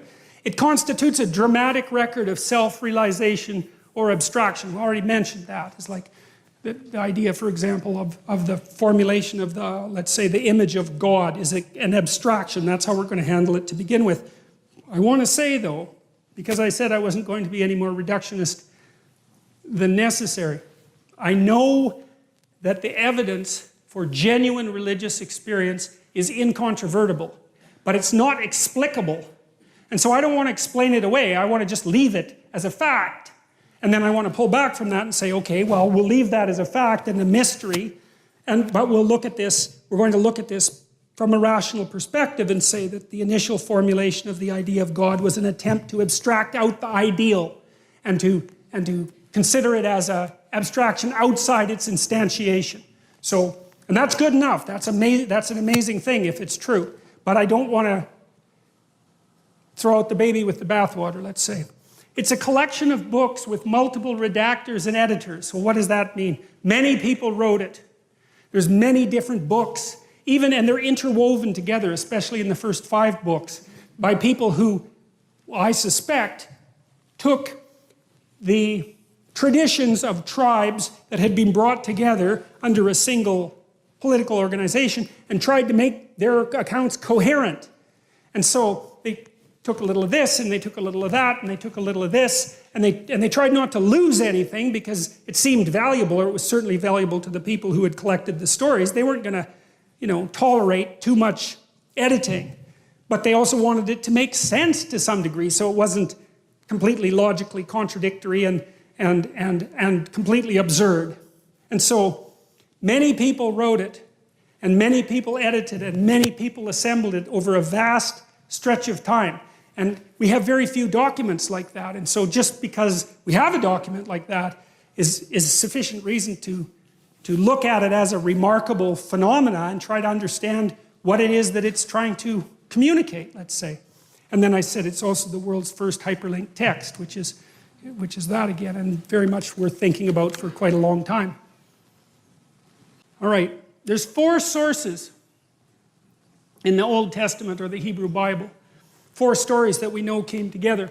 One was called the priestly. There's a source called the priestly, and it used the name Elohim or El Shaddai for God. And I believe El is the root word for Ella as well. So, and that's usually translated as God or the gods, because Elohim is utilized as plural in the beginning books of the Bible. And it's newer than the Yahwist version. Now, the reason I'm telling you that is because Genesis 1, which is the first story, isn't as old as Genesis 2. Genesis 2 contains, the Yahwist version contains the story, for example, of Adam and Eve. And that's older than the very first book in the Bible. But they decided to put the newer version first, and well, it isn't, and I think it's because it deals with more fundamental abstractions. It's something like that. It's like it deals with the most basic of abstractions, how the universe was created, and then segues into what the human environment is like. And so that seems to be the logic behind it. The Yahwist version uses the name YHWH, which apparently people didn't say, but we believe was pronounced something like Yahweh. And it has a strongly anthropomorphic God, so one that takes human form. It begins with Genesis 2:4. This is the account of the heavens and the earth when, and it contains the story of Adam and Eve and Cain and Abel and Noah and the Tower of Babel and Exodus and Numbers, along with the priestly version. It also contains the law in the form, just the form of the 10 Commandments, which is like a truncated form of the law. There's the Elohist source. It contains the stories of Abraham and Isaac. It's concerned with a heavenly hierarchy that includes angels. It talks about the departure from Egypt, and it presents the covenant code, which is this idea of that society is predicated. This was Israeli society. It was predicated on a covenant with God, and that's laid out in a sequence of rules, some of which are the 10 Commandments, but many of which are much more extensive than that. And then the final one is the Deuteronomist code, and it contains the bulk of the law and what's called the Deuteronomic history, and it's independent of Genesis, Exodus, Leviticus, and Numbers. And so we know that at least now there's debate about this like there is about everything, so I'm brushing over a very large area of scholarship, but people generally assume that there were multiple authors over multiple periods of time, and the way they've concluded that is by looking at textual analysis, trying to see where there are chunks of the stories that have the same kind of style or the same reference. And people argue about that because obviously it's difficult to recreate something ancient, but that's the basic idea. So it is an amalgam of viewpoints about these initial issues, and that's important to know. So it's like a collective story. And, okay, now, to understand the first part of Genesis, I'm going to turn, strangely enough, to something that's actually part of the New Testament, and this is a central element of Christianity. And it's a very strange idea, and it's going to take a very long time to unpack, but the idea, this is what John said about Christ. He said, in the beginning was the Word, and so that relates back to Genesis 1. In the beginning was the Word, and the Word was with God, and the Word was God. Three sentences like that take a lot of unpacking because, well, none of that seems to make any sense whatsoever, really, right? In the beginning was the Word, and the Word was both with God, and the Word was God. So the first question might be, what in the world does that mean? In the beginning was the Word. That's the Logos, actually. And the Logos is embodied in the figure of Christ. So there's this idea in John that whatever Christ is, the Son of God, is not only instantiated in history, say at a particular time and place as a carpenter in some backwoods part of the world, but also something eternal that exists up outside of time and space that was there right at the beginning. And as far as I can tell, what that Logos represents is something like modern people, it's something like what modern people refer to when they talk about consciousness. It's something like that. It's more than that. It's like consciousness and its capacity to be aware and its capacity to communicate. It's something like that. And there's an idea underneath that, which is that being, especially from a phenomenological perspective, so the being that is experience cannot exist without consciousness. It's like consciousness shines a light on things to bring it into being. Because without consciousness, what is there? No one experiences anything. It's like, is there anything when no one experiences anything? That's the question. And the answer that this book is presenting is that, no, you have to think about consciousness as a constituent element of reality. It's something that's necessary for reality itself to exist. Now, of course, it depends on what you mean by reality.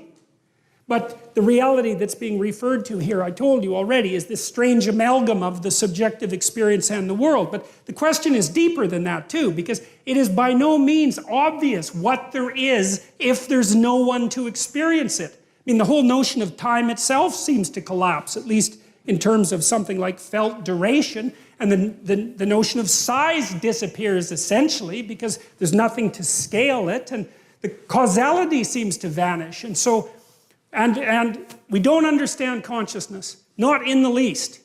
We don't understand what it is that is in us that gives illumination to being.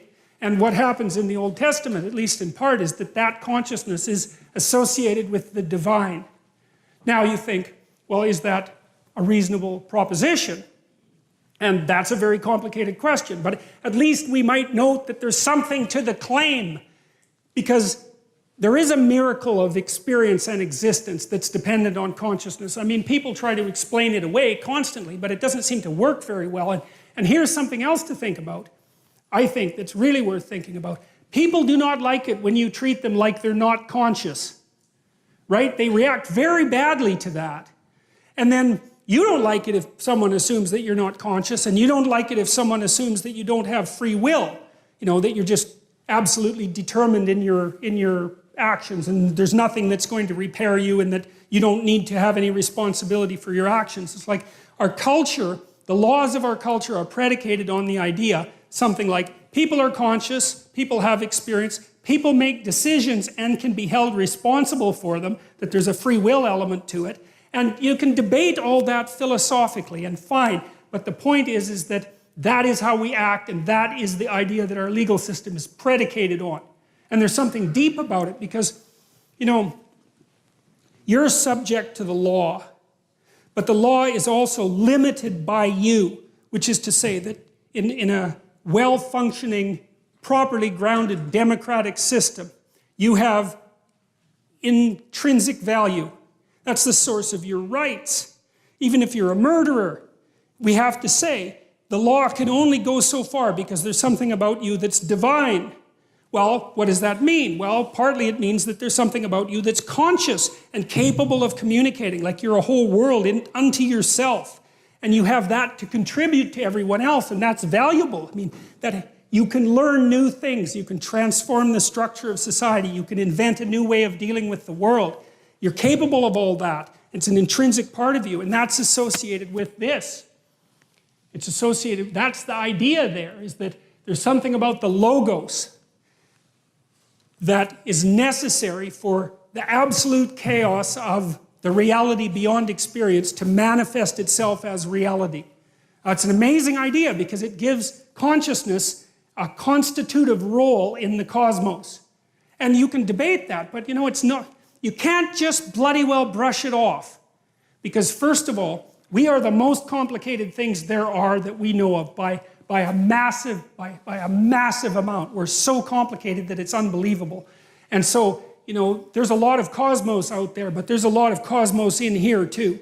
And which one is greater is by no means obvious unless you use something trivial like relative size, which, you know, really isn't a very sophisticated approach.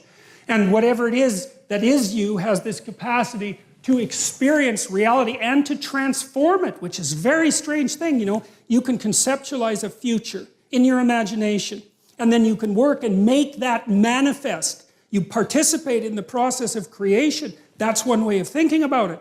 And so that's why I think in Genesis 1, it relates the idea that human beings are made in the image of the divine, men and women, which is interesting too, because, you know, the feminists are always criticizing Christianity, for example, as being, inexorably patriarchal. Of course, they criticize everything like that, so it's hardly a stroke of bloody brilliance. But I think it's an absolute miracle that right at the beginning of the document, it says straightforwardly, like with no hesitation whatsoever, that the divine spark, which we're associating with the word that brings forth being, is manifest in men and women equally. That's a very cool thing. And you got to think, well, like I said, you actually take that seriously. Well, what you got to ask is, what happens if you don't take it seriously? Right? Read Dostoevsky's Crime and Punishment. That's the best investigation of that tactic that's ever been produced. Because what happens in Dostoevsky's Crime and Punishment is that the main character, whose name is Raskolnikov, decides that there's no intrinsic value to other people. And that as a consequence, he can do whatever he wants. It's only cowardice that stops him from acting, right? Because why would it be anything else if the value of other people is just an arbitrary superstition? Then why can't I do exactly what I want when I want? Which is the psychopath's viewpoint. Well, so Raskolnikov does. He kills someone who's a very horrible person, and he has very good reasons for killing her. And he's half-starved and a little bit insane and possessed by this ideology. It's brilliant, brilliant layout. And he finds out something after he kills her, which is that the post-killing Raskolnikov and the pre-killing Raskolnikov are not the same person even a little bit. Because he's broken a rule, like he's broken a serious rule, and there's no going back. And Crime and Punishment is the best investigation I know of what happens if you take the notion that there's nothing divine about the individual seriously. Now, you know, most of the people I know who are deeply atheistic, and I understand why they're deeply atheistic, they haven't contended with people like Dostoevsky, not as far as I can tell. Because I don't see logical flaws in Crime and Punishment. I think he got the psychology exactly right. And Dostoevsky's amazing for this, because in one of his books, The Devils, for example, he describes a political scenario that's not much different than the one we find ourselves in now. And there are these people who are possessed by rationalistic, utopian, atheistic ideas. And they're very powerful. They give rise to the communist revolution, right? I mean, they're powerful ideas. And his character, Stavrogan, also acts out the presupposition that human beings have no intrinsic nature and no intrinsic value. And it's another brilliant investigation. And Dostoevsky prophesies, that's what I would say, what will happen to a society if it goes down that road? And he was dead exactly accurate. It's uncanny to read Dostoevsky's The Possessed or The Devils, depending on the translation, and then to read Alexander Solzhenitsyn's Gulag Archipelago. because one is fiction and prophecy, and the second is, hey, look, it turned out exactly the way that Dostoevsky said it would for exactly the same reasons. So it's quite remarkable. So the question is, do you contend seriously with the idea that A, there's something cosmically constitutive about consciousness, and B, that might well be considered divine, and C, that is instantiated in every person? And then ask yourself if you're not a criminal if you don't act it out. And then ask yourself what that means. Is that reflective of a reality? Is it a metaphor? Like maybe it's a metaphor, a complex metaphor that we have to use to organize our societies. Could well be, but even as a metaphor, it's true enough so that we mess with it at our peril. And it also took people a very long time to figure out. This is Genesis 1. You know what, I'm probably going to stop there because I believe it's 9:30. And so we didn't even get to the first line.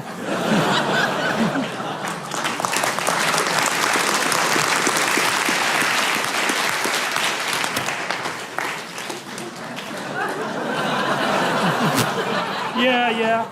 Look, I want to read you a couple of things that we'll use as a prodroma for the next lecture, because I'll just bounce through a collection of ideas that's associated with the notion of divinity, okay? And then we'll turn back to the first lines when we start the next lecture. I have no idea how far I'm going to get through the biblical stories, by the way, because I'm trying to figure this out as I go along.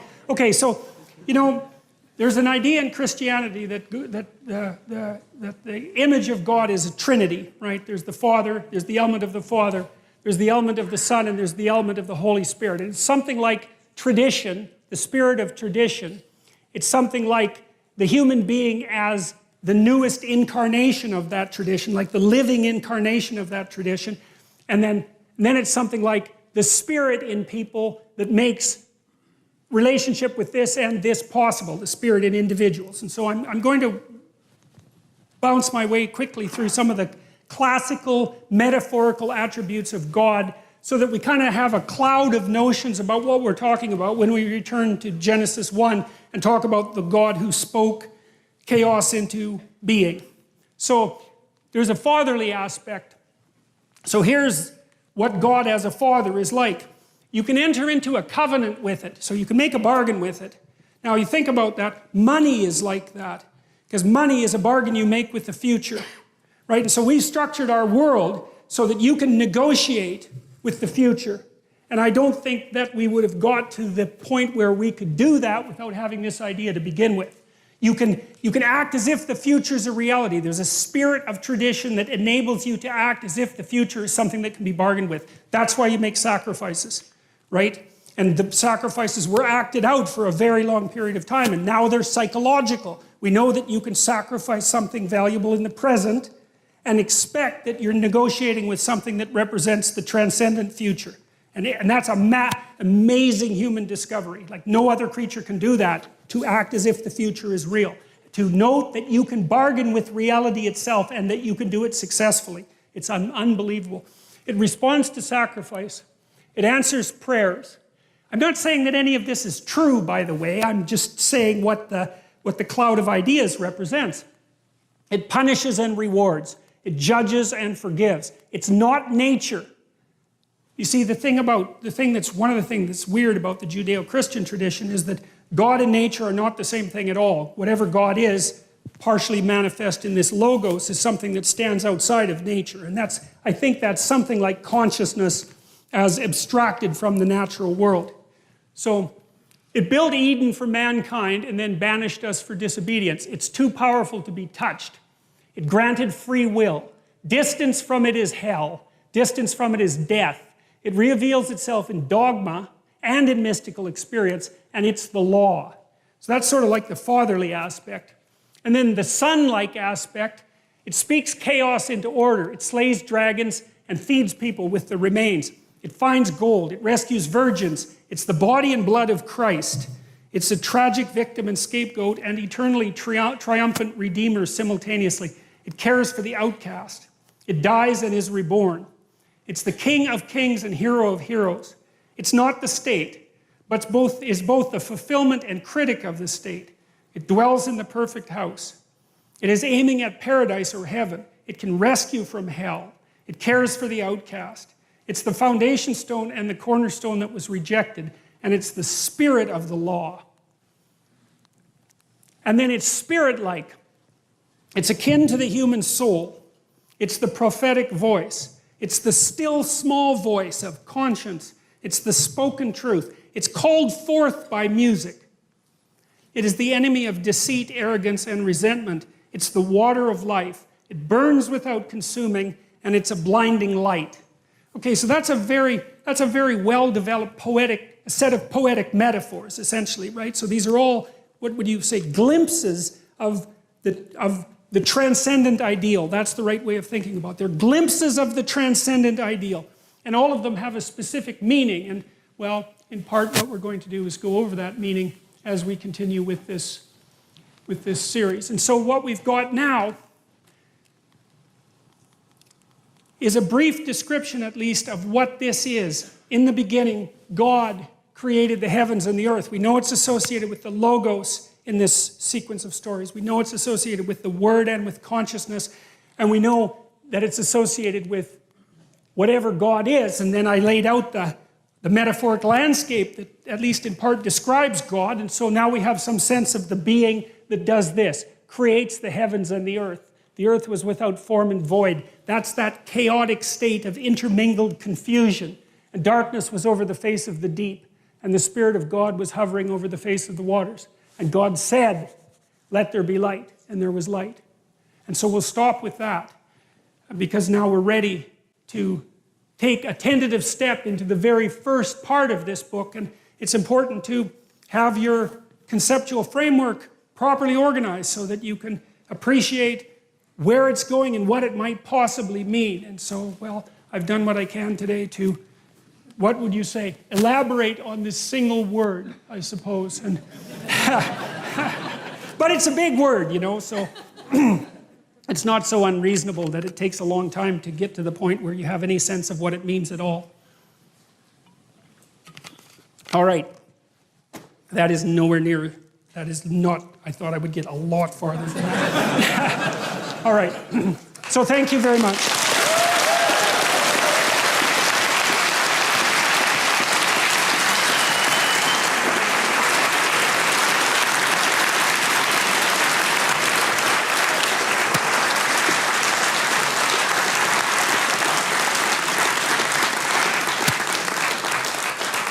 So we do have time for some questions. We have to be out of here at 10:30. It's 9:30, so maybe we'll have questions until someone crazy grabs the microphone. And or maybe we'll have questions for half an hour, something like that. And so if anybody has any questions, then there's a microphone there, and there's a microphone there.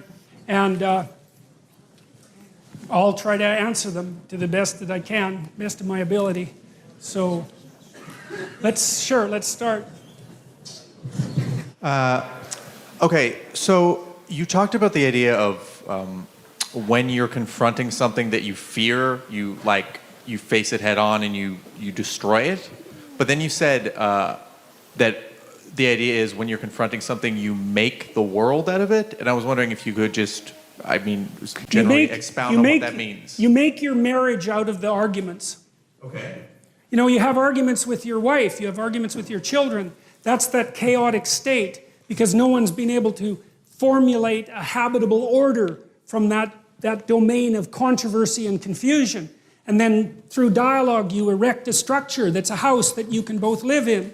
And so that's the idea of making the world out of that chaos. And it's frightening because, you know, if you really and this is why people often avoid having disputes with people they love, because it's frightening, right? You find out what the person's like, and you find out what you're like. It's like, God, who wants to do that? Nobody. And so, you know, your heart rate goes up, and it's confrontation and conflict. And that's because you're encountering that domain that hasn't been properly mapped or configured. And you're doing that with your predator detection systems, essentially. And so that chaos that threatens the stability, say, of the marriage is equivalent to, well, it's equivalent to the serpent in the tree. That's one form of equivalence. And then by dialogue, through dialogue and negotiation, you formulate the problem. What exactly is going on here? Where exactly are we? What exactly is the problem? And so you keep talking until you reach a consensus about that, one that you can live with, one that you can act out, right? And then maybe you come up with a solution to the problem, and you've established peace again. And peace, that's the house that you can both live in. And that's the chaos. That's the chaos that people can fall into all the time and often do. And it's the chaos that makes a marriage wash up on the shores and transform into, like, 15-year divorce court. Very horrible thing. So that's the idea. Okay, thank you. Okay.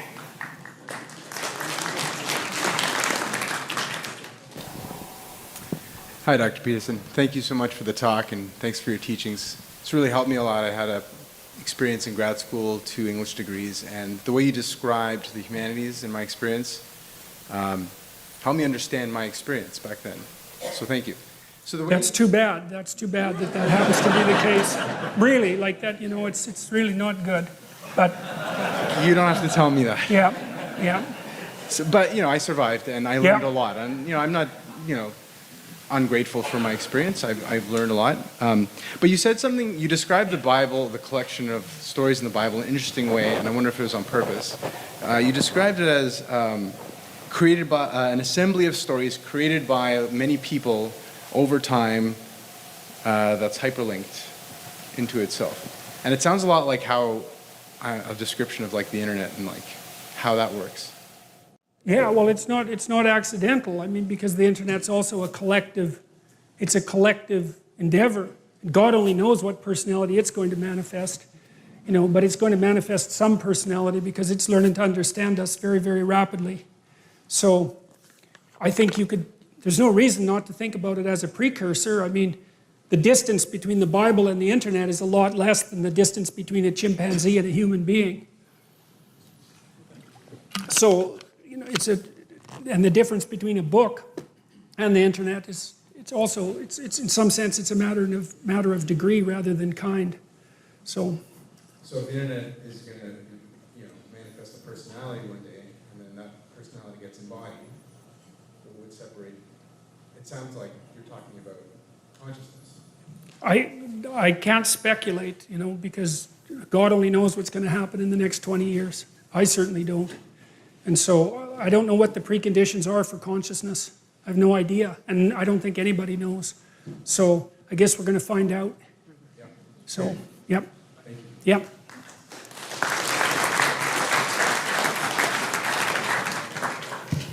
Hey, Dr. Peterson. I'm curious about the connection between aesthetic beauty and religious experience. I think you've hinted at it once or twice over the course of this lecture. Is it possible for something that's incredibly beautiful to evoke a religious or mystical experience, or something kind of in the same ballpark? I think that's what they're for. Yeah, in some sense, I mean, if you look at the structure of like a Renaissance cathedral, there's That's just literally what I was just gonna. That was Right, the right. That was my tag on. I apologize, I didn't mean to interrupt. My tag on to that question. The next part was, is that why we have cathedrals built like as spectacular buildings as opposed to a little box or something? Right. Well, if you're going to house the ultimate ideal, you build something beautiful, right, to represent its dwelling place, and it should be beautiful. And this is something that people do not take seriously. And this is especially something we don't take seriously in Canada.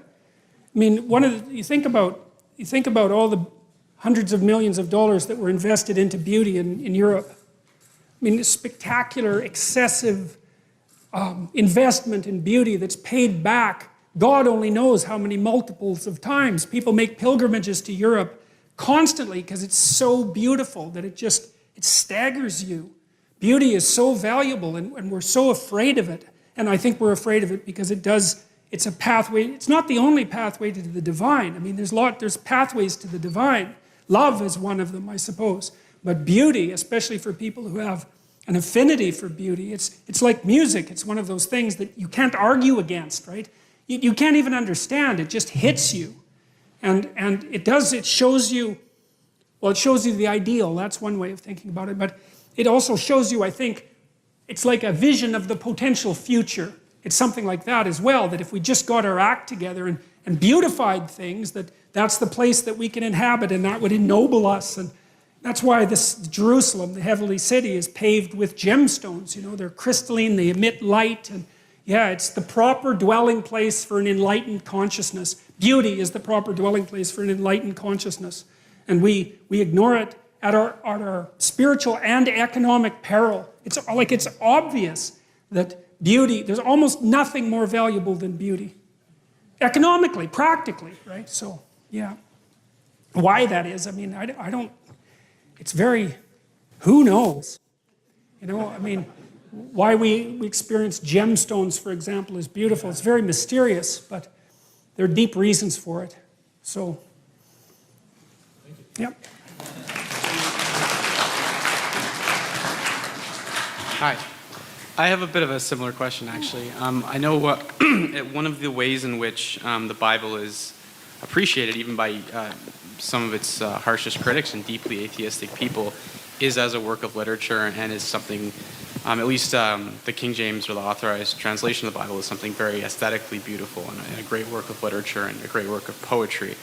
And I'm wondering, just from your study of it and from your personal perspective, if there's any particular passages or parts of it that you find particularly have struck you in that way, or that you cherish more than any others that you'd be able to share? Or? Well, the ones that have really opened up to me, I think, are the stories in Genesis, right up to the Tower of Babel, because I think, well, and hopefully I'll be able to talk to all of you about that, but I think I've got some sense of what they mean and why. I mean, I know it's not exhaustive, and obviously, but like, and then the story in Exodus as well, I also feel that like I've got a handle on that, and so those have hit me really, really hard, and that, you know, I mean, just trying to understand this first part of Genesis, to try to understand what these concepts mean, has been, especially when I started to understand that the concept that human beings are made in God's image, that God has all those attributes that we just described, that human beings are made in God's image, that's actually the cornerstone of our legal system. That really rattled me, because I didn't understand that clearly, that our body of laws has that metaphysical presupposition without which the laws fall apart. And that's starting to happen. It really is, you know, like the postmodern critique of law. The law schools are, I would say, they're overrun by postmodernists who are undermining the structure of Western law as fast as they possibly can, because they don't buy any of this. And so they're much more likely to just think of the law as something like a casual, pragmatic tool to be manipulated for the purposes of bringing forth the utopia. It's a really, really, really bad idea. So it's very strange to me that we go off track when that metaphysical foundation starts to get rattled. And so do you think your appreciation of the aesthetic beauty of it comes from a belief in like the truth of the underlying propositions? I mean, it's because like even the atheistic critics I'm thinking of, like even Dawkins or Hitchens, really appreciate the Bible as just a piece of really beautiful literature, and I guess the quality of the writing and the sort of exalted themes behind it, even if they totally reject the underlying premises of it. But you seem to I don't think that you can see it as beautiful and poetic and reject the underlying premises, because if you see it as beautiful and poetic, you're accepting the underlying premises with your experience of the beauty and the poetics, even though you may be fighting it with your articulated rationality. So I think all that indicates is a disintegrated perspective on the book. And it's not surprising that that's the case. I mean, it's the perspective that everyone has on the book, except with them it's more well-developed and well thought through. But I think it's fundamentally, they're not approaching the thing with enough respect. That's my sense, is that, and who knows, right? Because I don't know, but what I've tried to do is to think, there's probably more to this than I know. And then try to understand it from that perspective, rather than to think, for example, well, it's a collection of superstitions that we've somehow outgrown. It's like, no, it's just, sorry, that's not a deep enough analysis, because it's got some truth, but it doesn't take into account the fact that the propositions still stand at the foundation of our culture. It doesn't address Nietzsche's central concern, which is that if you blow out the notion of God, the entire structure crumbles. You know, and you can debate that, fine. But I'd, just assume that you debated it with Nietzsche, because he's a pretty tough customer to tangle with. So, and I don't think the atheist types, insofar as there's a type. I don't think they've wrestled with the real problems. So, yeah.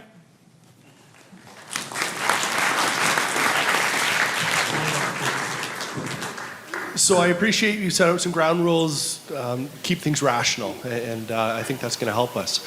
What I'm wondering is, so for instance, you had said elsewhere, the New Testament, from what you can see, it's psychologically correct, and that's quite astounding. I would say there's a lot of truth, and in your depictions of these stories elsewhere, you've pointed out like deep truths, real powerful. So what my question would be is, if we can say Nietzsche took an order of magnitude of intelligence and depth to be able to predict what would happen in the next century, rationally, if the Bible's not the inerrant Word of God, what's going on?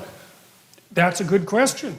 That's a really good question. I mean, I'm going to try to answer that rationally. But as we move forward, but as I said, I don't want to leave people with the notion, because in some ways, this is something I've thought about. What I've been thinking about for a long time is I can't tell if I'm like an advocate of the religious viewpoint or its worst possible critic, because I am doing my best to make it rational, and there's a reductionistic element to that. But I think that I'm doing that while also leaving the door open to things that I don't understand, because I know that there's more to this story than I understand or can understand. And I'm laying out what I can understand and I'm making it rational. But I do not believe for an instant that exhausts the realm. It's like there are ways of interpreting these stories that work in the conceptual universe we inhabit right now. But there's a lot of things that we don't understand. And one thing I've found about digging into these stories is that the deeper you dig, the more you find. And that's that's one of the things that convinced me that there was more to them than I had originally suspected, because things would click and I'd think, wow, that's really something. And then I would take it apart further and I'd think, oh, well, I thought that was something, but this is even more remarkable. It just keeps opening and opening. And so I'm going to make it rational. I'm going to try to provide an answer to, and it is, I think you're right about speaking about Nietzsche and his capacity for prophecy, and Dostoevsky's in the same category. It's like, there are prophetic elements to the Old and New Testament that seem to stretch over much vaster spans of time. And I'm going to try to produce a rational account of that. But I mean, one of the reasons that I think the New Testament is psychologically true, let's say, is because, and this is one of the things that's deeply embedded in the structure of the Bible. In the Old Testament, there's this idea, and I'm skipping ahead, that through a succession of states, the people who behave properly will eventually establish the proper state. And so the state is viewed in some sense as the entity of salvation. But what happens in the New Testament is that idea gets, you could say, deconstructed. And instead of a state being the place of redemption, a state of being becomes the state of redemption. And so the idea that human beings will be redeemed moves from the utopian state vision to the responsibility of the individual. And I think that's correct. I mean, I believe that that's the right answer. And I think that the West in particular is predicated on that idea because it makes the state subservient to the individual. I mean, there's a what? A dialogue, a continual dialogue. But in the final analysis, the locus of the divine is the individual, not the state. And I believe that that's so true that if we don't act it out and believe it, then we all die painfully. And that's true enough for me. So, thank you. Yeah. Hi, thank you for illuminating talk. I'm going to keep you on the creation story, and if you don't mind, because we know this editing that was done, there was the purpose for the editing. Can you give us your thoughts about the difference in the story of creation, especially pertaining to man, from the first chapter, which is very godlike, by a word, and to the second one, which is more like a fatherly type of creation? Is it the selling point? What was the reason for this type of editing to put the two together, one after the other? Well, I think, the more cynical, what you call criticisms of the Bible and the religious tradition criticisms like Marx's or Freud's even for that matter, make the case that it's a manifestation of power in politics. And that there's always a political or economic motivation behind the construction of the stories. And I think that that's true to some degree. But I don't think that it's true enough so that you can take that particular interpretive tack and be done with it. And I would say that to the degree that there are political and economic motivations that have shaped the stories, the fact that multiple stories have come together, they're sort of corrective in some sense. And so even if at the level of detail, there's political intrigue and politics, say with regards to the ascendancy of Israel, when you step away from it, it becomes something that's more universal and escapes from that. And how that happened, I don't know. I mean, I think it's safe to say, it's reasonably safe to say that the people who put this document together, they did two things. I think they were guided by their aesthetic taste and their conscience. I truly believe that. And the reason I believe that is because I think anything that was propagandistic would have been forgotten. Because you can't remember propaganda. No one likes it. It's like it's dead 10 years after you write it, or 20 years. And it isn't only that these books were assembled and written, it was that they were preserved and remembered. And to me, that means they have an affinity with the structure of memory. I mean, you think about it. How does a story last 10,000 years unless it's the kind of story you can remember? It doesn't. Because you forget all the forgettable stuff, and all you remember is the memorable stuff. And so there's this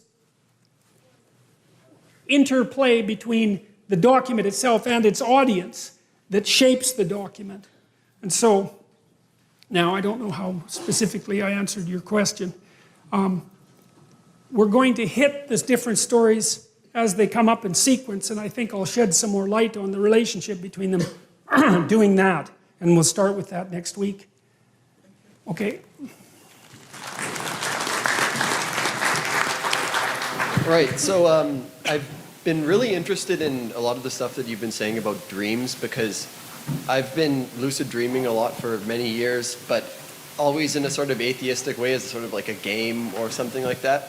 But because of seeing your talks and everything, I've started to think of it from a different perspective, like you're now interfacing with something beyond the narrow scope of your conscious awareness, that, or something like that, maybe mythological or maybe something like God. And so what I've been thinking about, and what I maybe wondered what you think about it, is that in some ways when you're lucid dreaming, you're kind of you're getting beyond the limitations of an ordinary dream. You're sort of transcending limitations, which maybe is like, it's not the purpose of people, right? It's because as a person you're supposed to be limited in some way, as opposed to like God, who's like not limited. And how, but on the other hand, it's a good opportunity to kind of have control over your interactions with this like very special and like interesting thing. So I guess the conundrum is that on one hand, like you can control your interactions, but on the other hand, like you are controlling them.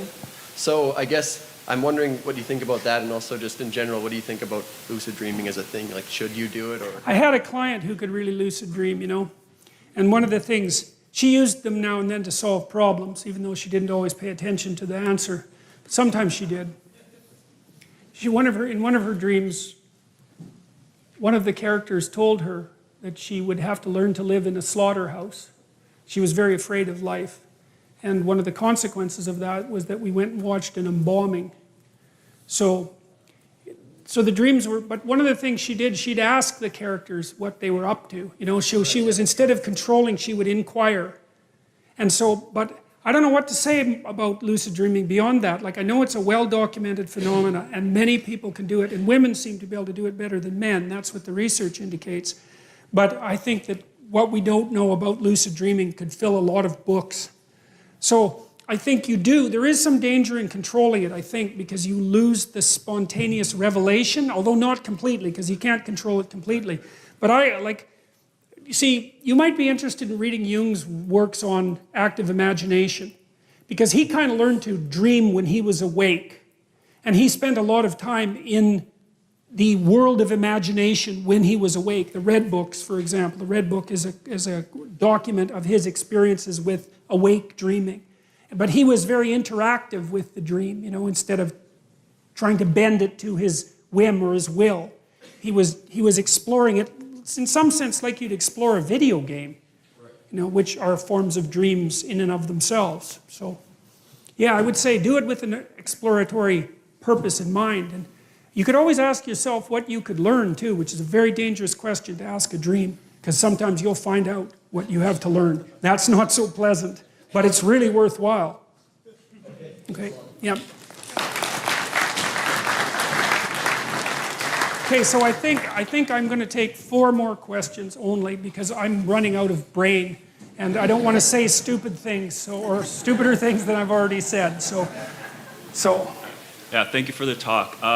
In the beginning of your lecture, you talked about how society needed this kind of dreamlike religious base so we don't go between left and right violently and we can kind of have this base. And then you also said you admired Nietzsche for kind of chopping down these ideological and kind of dogmatic weeds coming up from the base of Christianity. I was wondering what your thoughts are on how society can have this kind of religious base without having these kind of dangerous ideologies that can spring up once in a while. That's what I'm trying to figure out. No, really. I mean, that's the serious answer to that question. The reason that I'm an admirer of Nietzsche is because he was the spirit of his times. That's a good way of thinking about it. It's not like Nietzsche killed God.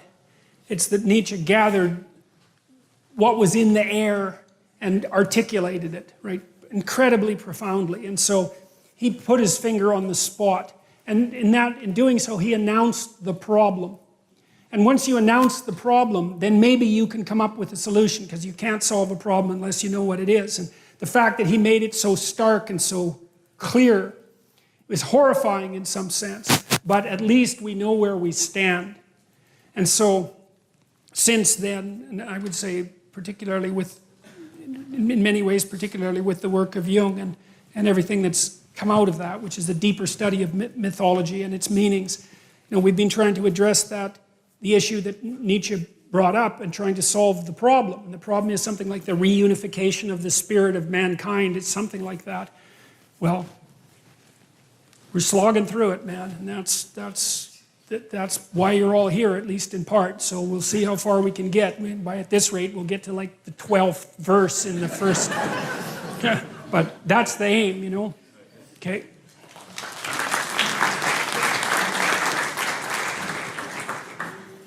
So I just have a couple quick questions. First, will you have access to the slides? Yes, they'll be in the video. I could also make them available as slides.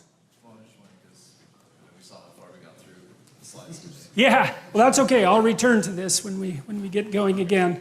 So. Also, the image of the hyperlink. Do the colors have any significance? Yeah, different colors represent the distance between the cross references. Yeah. Is the Holy Spirit the same as the Logos? Well, I'll talk about that more next time. I think that the best answer to that is I'll talk more about that next time. I think of them as overlapping metaphorical domains. In the descriptions I put of the fatherly aspect, the son aspect, and the spirit aspect, you could swap a lot of those.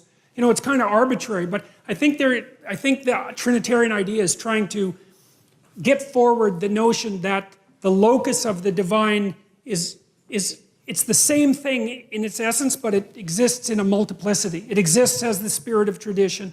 It exists as the living individual in time and space, and then it exists as the spirit and as consciousness, something like that we all share. Which Jung would have thought about that as something like the capacity for the individual to realize the tragedy and redemption of Christ in their individual life. And that's something like your capacity to voluntarily accept the tragic conditions of your existence and to move forward to something resembling paradise regardless of that, as something that's intrinsic to you. And I think that's associated with the idea of the Pentecost and the Holy Spirit, all of that. So that's as good as I can do in a short period of time. So, thank you. Yep.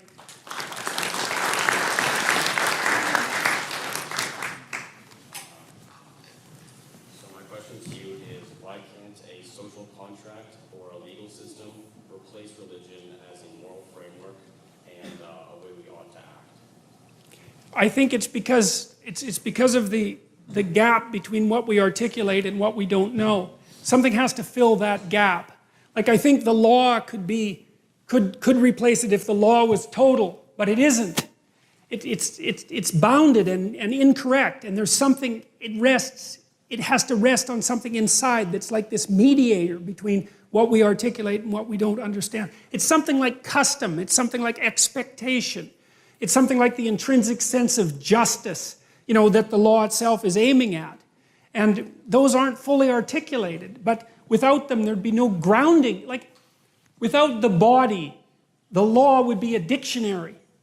And if you don't know what a word means, using the dictionary is helpful, but not that helpful, because unless you've had the experience of anger, the dictionary can't tell you what anger means. It just refers to other words. But the words themselves refer to something else, and the law refers to something else. And without that, it has to be in tune with that something else, and has to be in accordance with it. And so I don't think we can ever delineate the proper body of laws, and that's also why ideological utopias, see, the ideological utopias dispense with the transcendent. They say, this is what we need to do. It's like, no, you don't know. That's not good. You have to leave space for what you kind of know and for what you don't know. And I mean, in the story of the Tower of Babel, human beings make this massive building that's supposed to reach up to the heavens so that it'll take the place of God. Well, that's the earliest warning we have of the danger of making things so big that you confuse them with God. And God gets irritated and comes down and makes everybody speak different languages and scatters them. It's like, well, that's what happens when you try to make something a totality, is that it starts to fragment inside and disintegrates into catastrophe. And so it's almost as if we have to maintain this articulated space inside the dream, inside the custom, something like that, because otherwise it doesn't work. And I think that's the same as having respect for the fact that we have bodies. We're not just abstract creatures that follow rules. We're not that at all. We only follow certain rules. We won't follow the other ones, and our societies will crumble. And we just don't know enough to articulate the entire landscape of behavior with articulated rules. Not at all. We can't do it. It's beyond us. Yeah.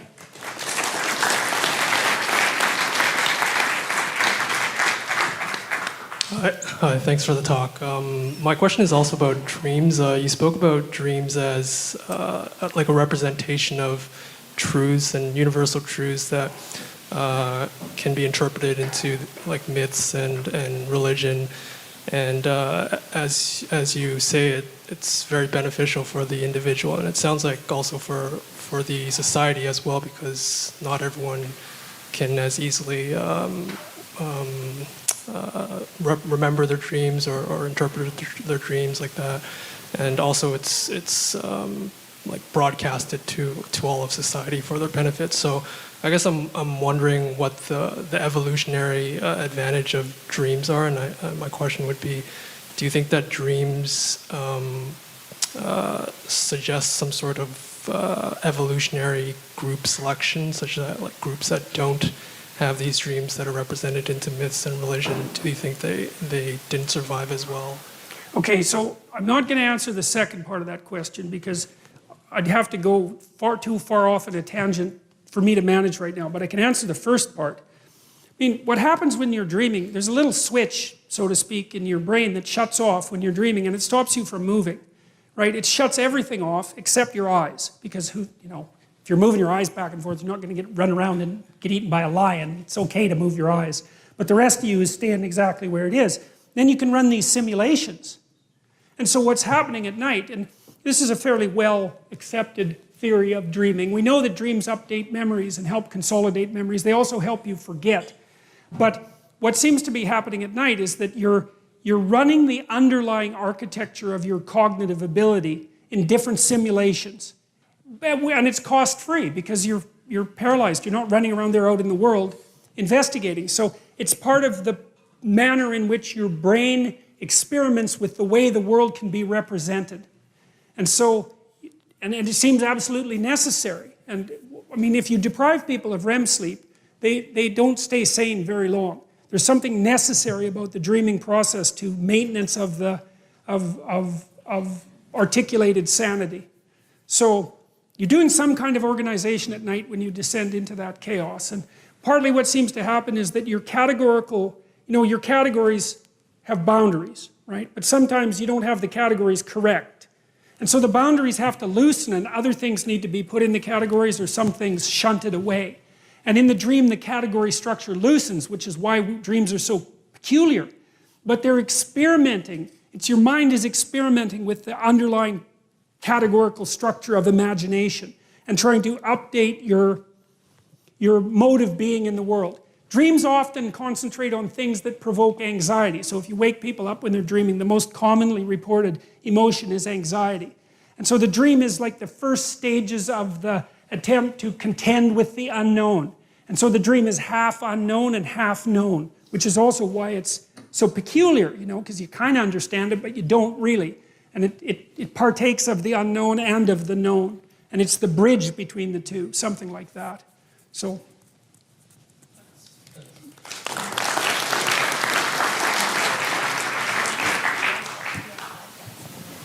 Okay, so my question is kind of two parts. The first one is just like a general question and then just the application of the question. So my first question is, do you think that consciousness and beinghood are inextricably linked?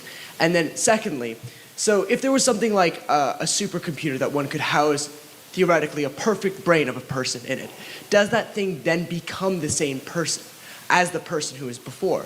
So is there a transcendency to beinghood but not to conscience? Okay, so the first question is, well, I would say that the kind of being that these stories are concerned with is absolutely dependent on consciousness. Now, whether or not that means that being as such is dependent on consciousness actually depends on how you define being. Right? So it's always tricky when you ask, an example of be. Those are tricky questions because it depends on how you define the two.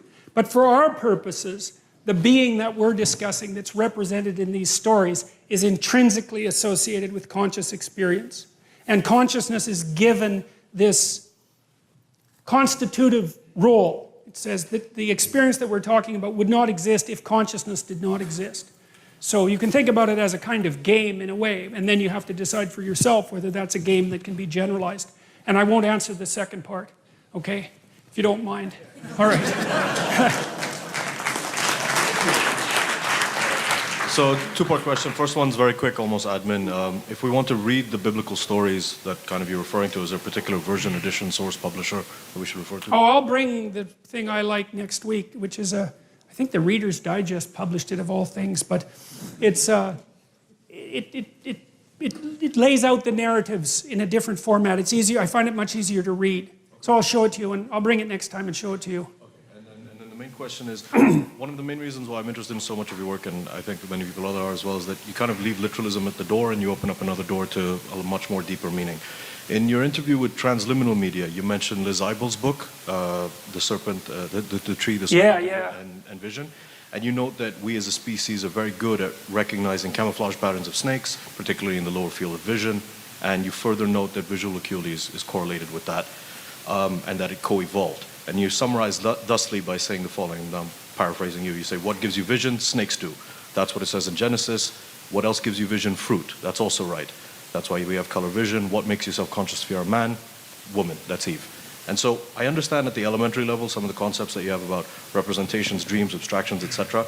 But kind of raises the question for me, I'm not accusing you of any creationism or literalism. Yeah. What's your point? Why did you make that connection? What's the meaning of the story of Genesis vis-a-vis Liz Eibel's book? No problem. We're going to, as soon as I get past this first Genesis 1, we're gonna hit that hard. So. What is one saying about the Well, partly. And are you at all suggesting that one foreshadowed, the discovery, the scientific discovery? Yes, I'm suggesting that it foreshadowed it. And I think they're the same thing. I mean, Isabel in her books plays with that idea metaphorically, but she never really takes it seriously, which is no problem. I mean, there's only so much you can take seriously, and she did a fine job of what she did. But I'll talk about that a lot, because that's a very complicated issue. I mean, I would say to begin with that that the systems that you use to deal with radical uncertainty are the same systems that your primate ancestors evolved to deal with snakes. That's a good start. So, okay? Okay, one more and then we're done. I'm an aerospace science engineer and an expert computer programmer, and I have 3 rapid-fire questions, so I'm going to get through them quick. Based on your opinion of where the universities now stand in terms of humanities and social sciences, is mathematics more powerful than articulated speech? I'm not sure, I'm not exactly sure how the Does first... it make you more powerful to study mathematics and hard science in universities?